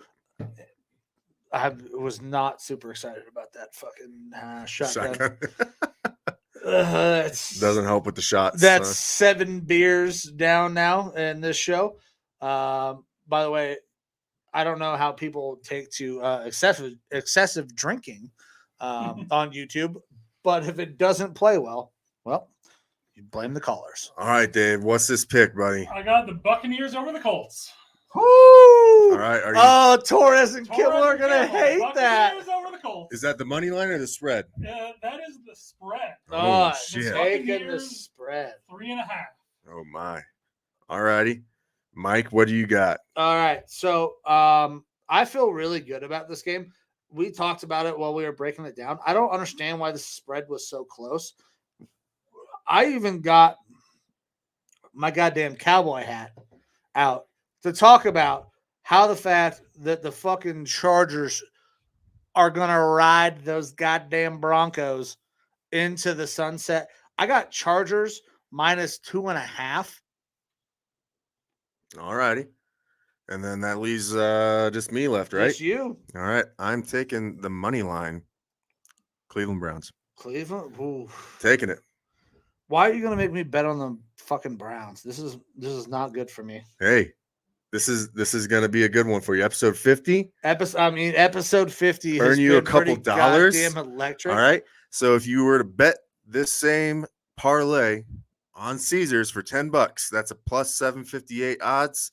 That's going to pay you out $85.81 minus your $10 that you already put in. So $75.81. So that is on Caesars, right? Correct. All right. So I have the parlay on FanDuel right now. If you bet that on FanDuel, the 3-leg parlay. So that is Browns money line, Chargers -2.5, Bucks -3.5 is what the line is now. $10 will win you $79.89, coming to a total of $89.89. I do like that. The fact that it came out nice and level, because you get your $10 back. So that is a Lineman Lounge parlay. Dave, you are also betting on FanDuel, I'm correct? betting on FanDuel with the odds of plus 798. But you know what they say, $20 is $20, so I got to put 20 on it. Oh, shit. And that's There we to go. win 159.77. All right. And if you got a gambling habit, you got the gambling call line up on the screen right now. So, Dave, you might want to take this number down. I see that number every time I log into FanDuel. All right. So, for anyone, bet responsibly. This is the call line. If you are having an issue with gambling, go ahead, give them a call. Get yourself a little bit of help. But otherwise, just keep betting responsibly. Bet for fun. Enjoy yourself. That's the Lineman Lounge parlay. And this has been episode 50, boys. Man, it has been a great fucking show. I've had a good time. I'm super pissed off about Ohio State shitting the bed against Michigan. But the show was a lot of fun. You guys did so good on those 50 nuggets.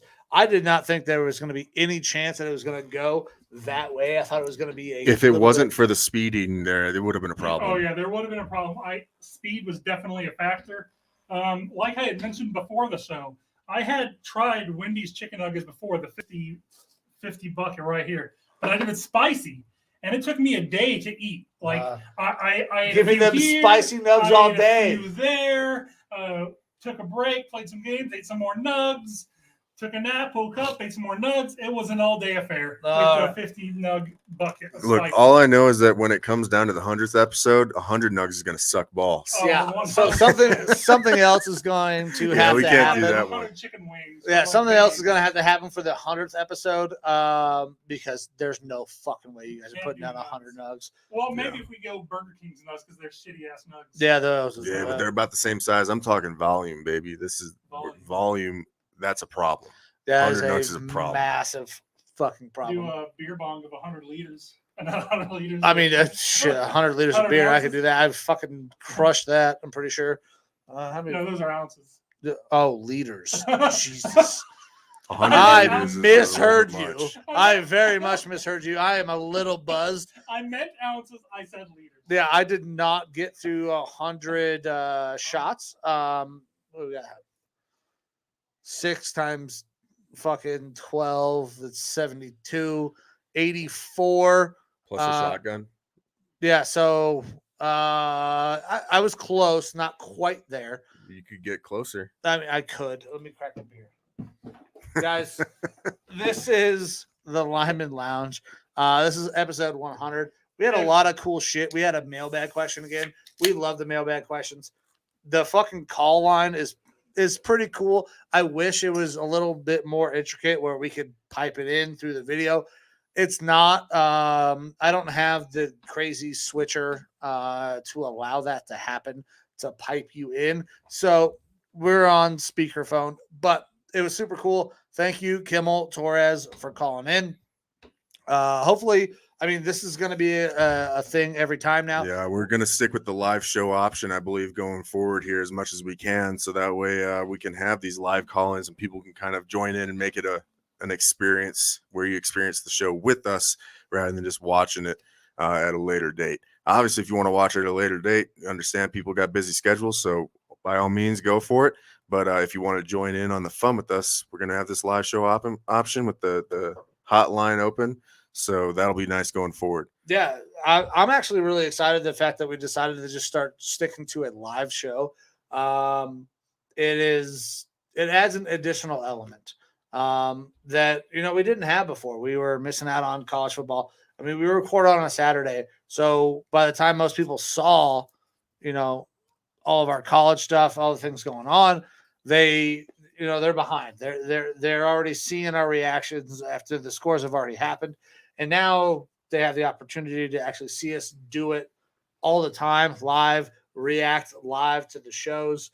And that fucking Lineman Lounge hotline, it's super cool. As soon as I can figure out a way to kind of pipe things in and we can improve that, we will. But right if you now, need to know something about piping things, you got the man right here. yeah, I mean, that's what he does, the Vanilla Gorilla. So, Dave, I know we introduced you at the beginning of the show. Give the people one last shout out. Tell them how they can watch you, how they can be involved in the things that you do. Well, if you want to see me play video games, I'm under the name 20 Bucks is 20 Bucks. That's an IZ for the is. You can watch me on Twitch, and I put out some YouTube videos, and I'm on all the social medias. I'm on the TikTok, I'm on the Instagram, the Facebook, the Twitter. All is 20 Bucks is 20 Bucks with the IZ. If you rather see me eat some food, review some food, go to the Vanilla Gorilla Eats on YouTube. I currently don't have any social medias for the Vanilla Gorilla. However, I do have an email, the vanillagorillaeats@gmail.com, and that's open for suggestions for anything you want to see on my YouTube channel.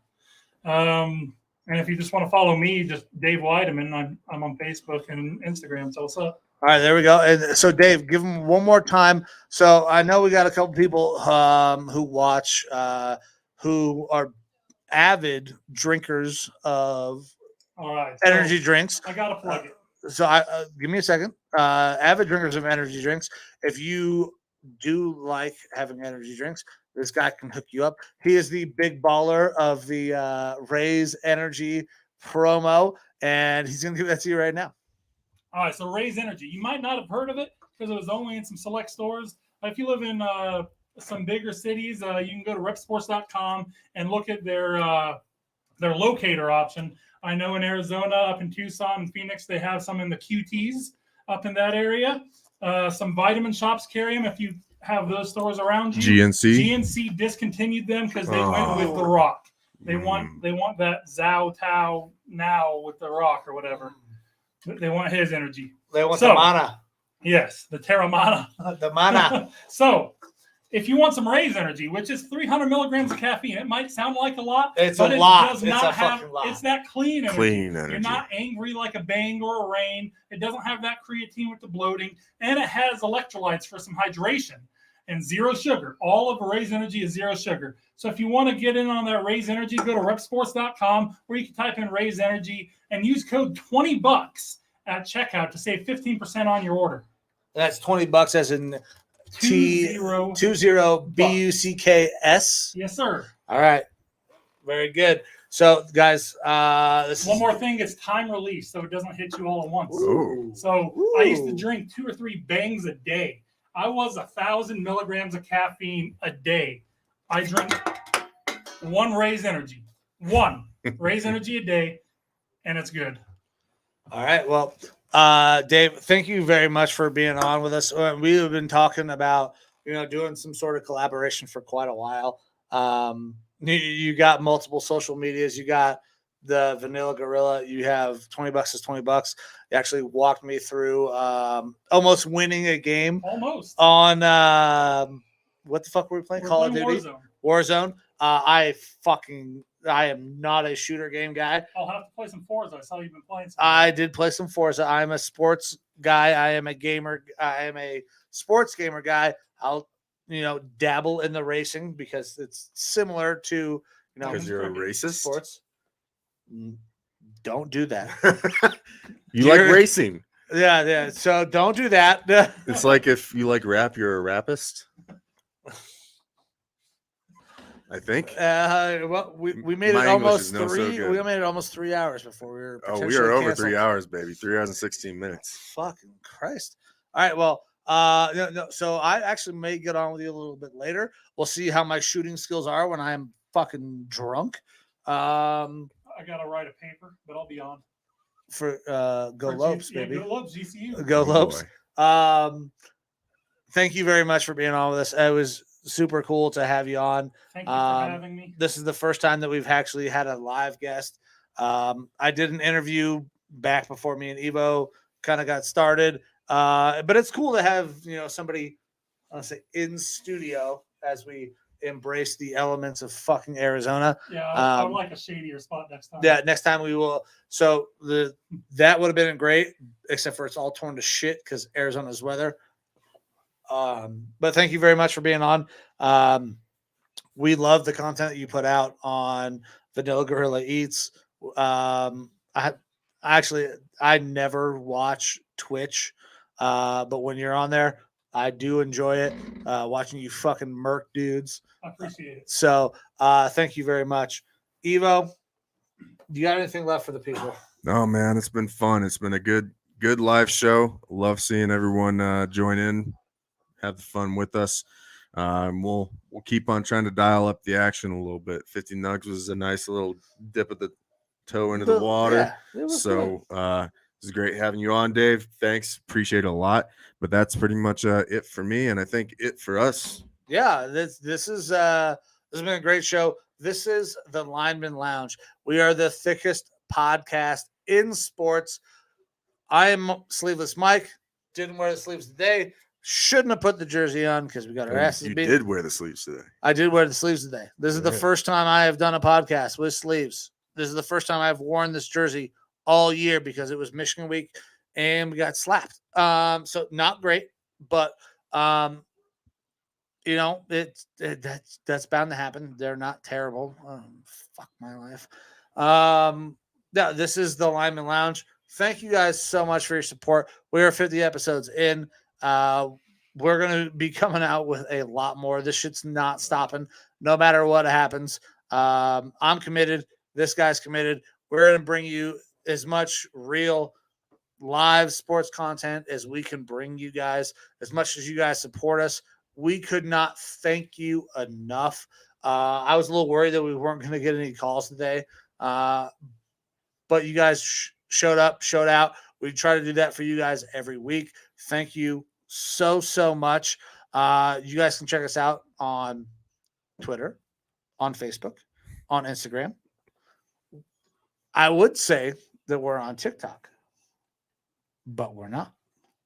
Oh, TikTok has banned and said that we violated some sort of protocols on the Lineman Lounge account. So I'd like to give a special shout out to TikTok and say, go fuck yourself. Just to end the show, because, why wouldn't we? Yep. Well, that's the last thing on here. Torres says he volunteers Cooper. I'm assuming Matt Cooper as It's gotta be tribute for Matt. the There's 100 no way nugs. Lacey can eat 100 nugs. But I don't even know if he can do that. Nobody's We eating could get him 100 good and nugs. liquored up on here, though. That's for damn sure. All right, everybody. Thanks for tuning in to the 50th episode of Lineman Lounge. It's been great doing the live show, and we'll see you guys all next weekend. Absolutely, guys. All right. Thank you so much. See you. See ya. Full send.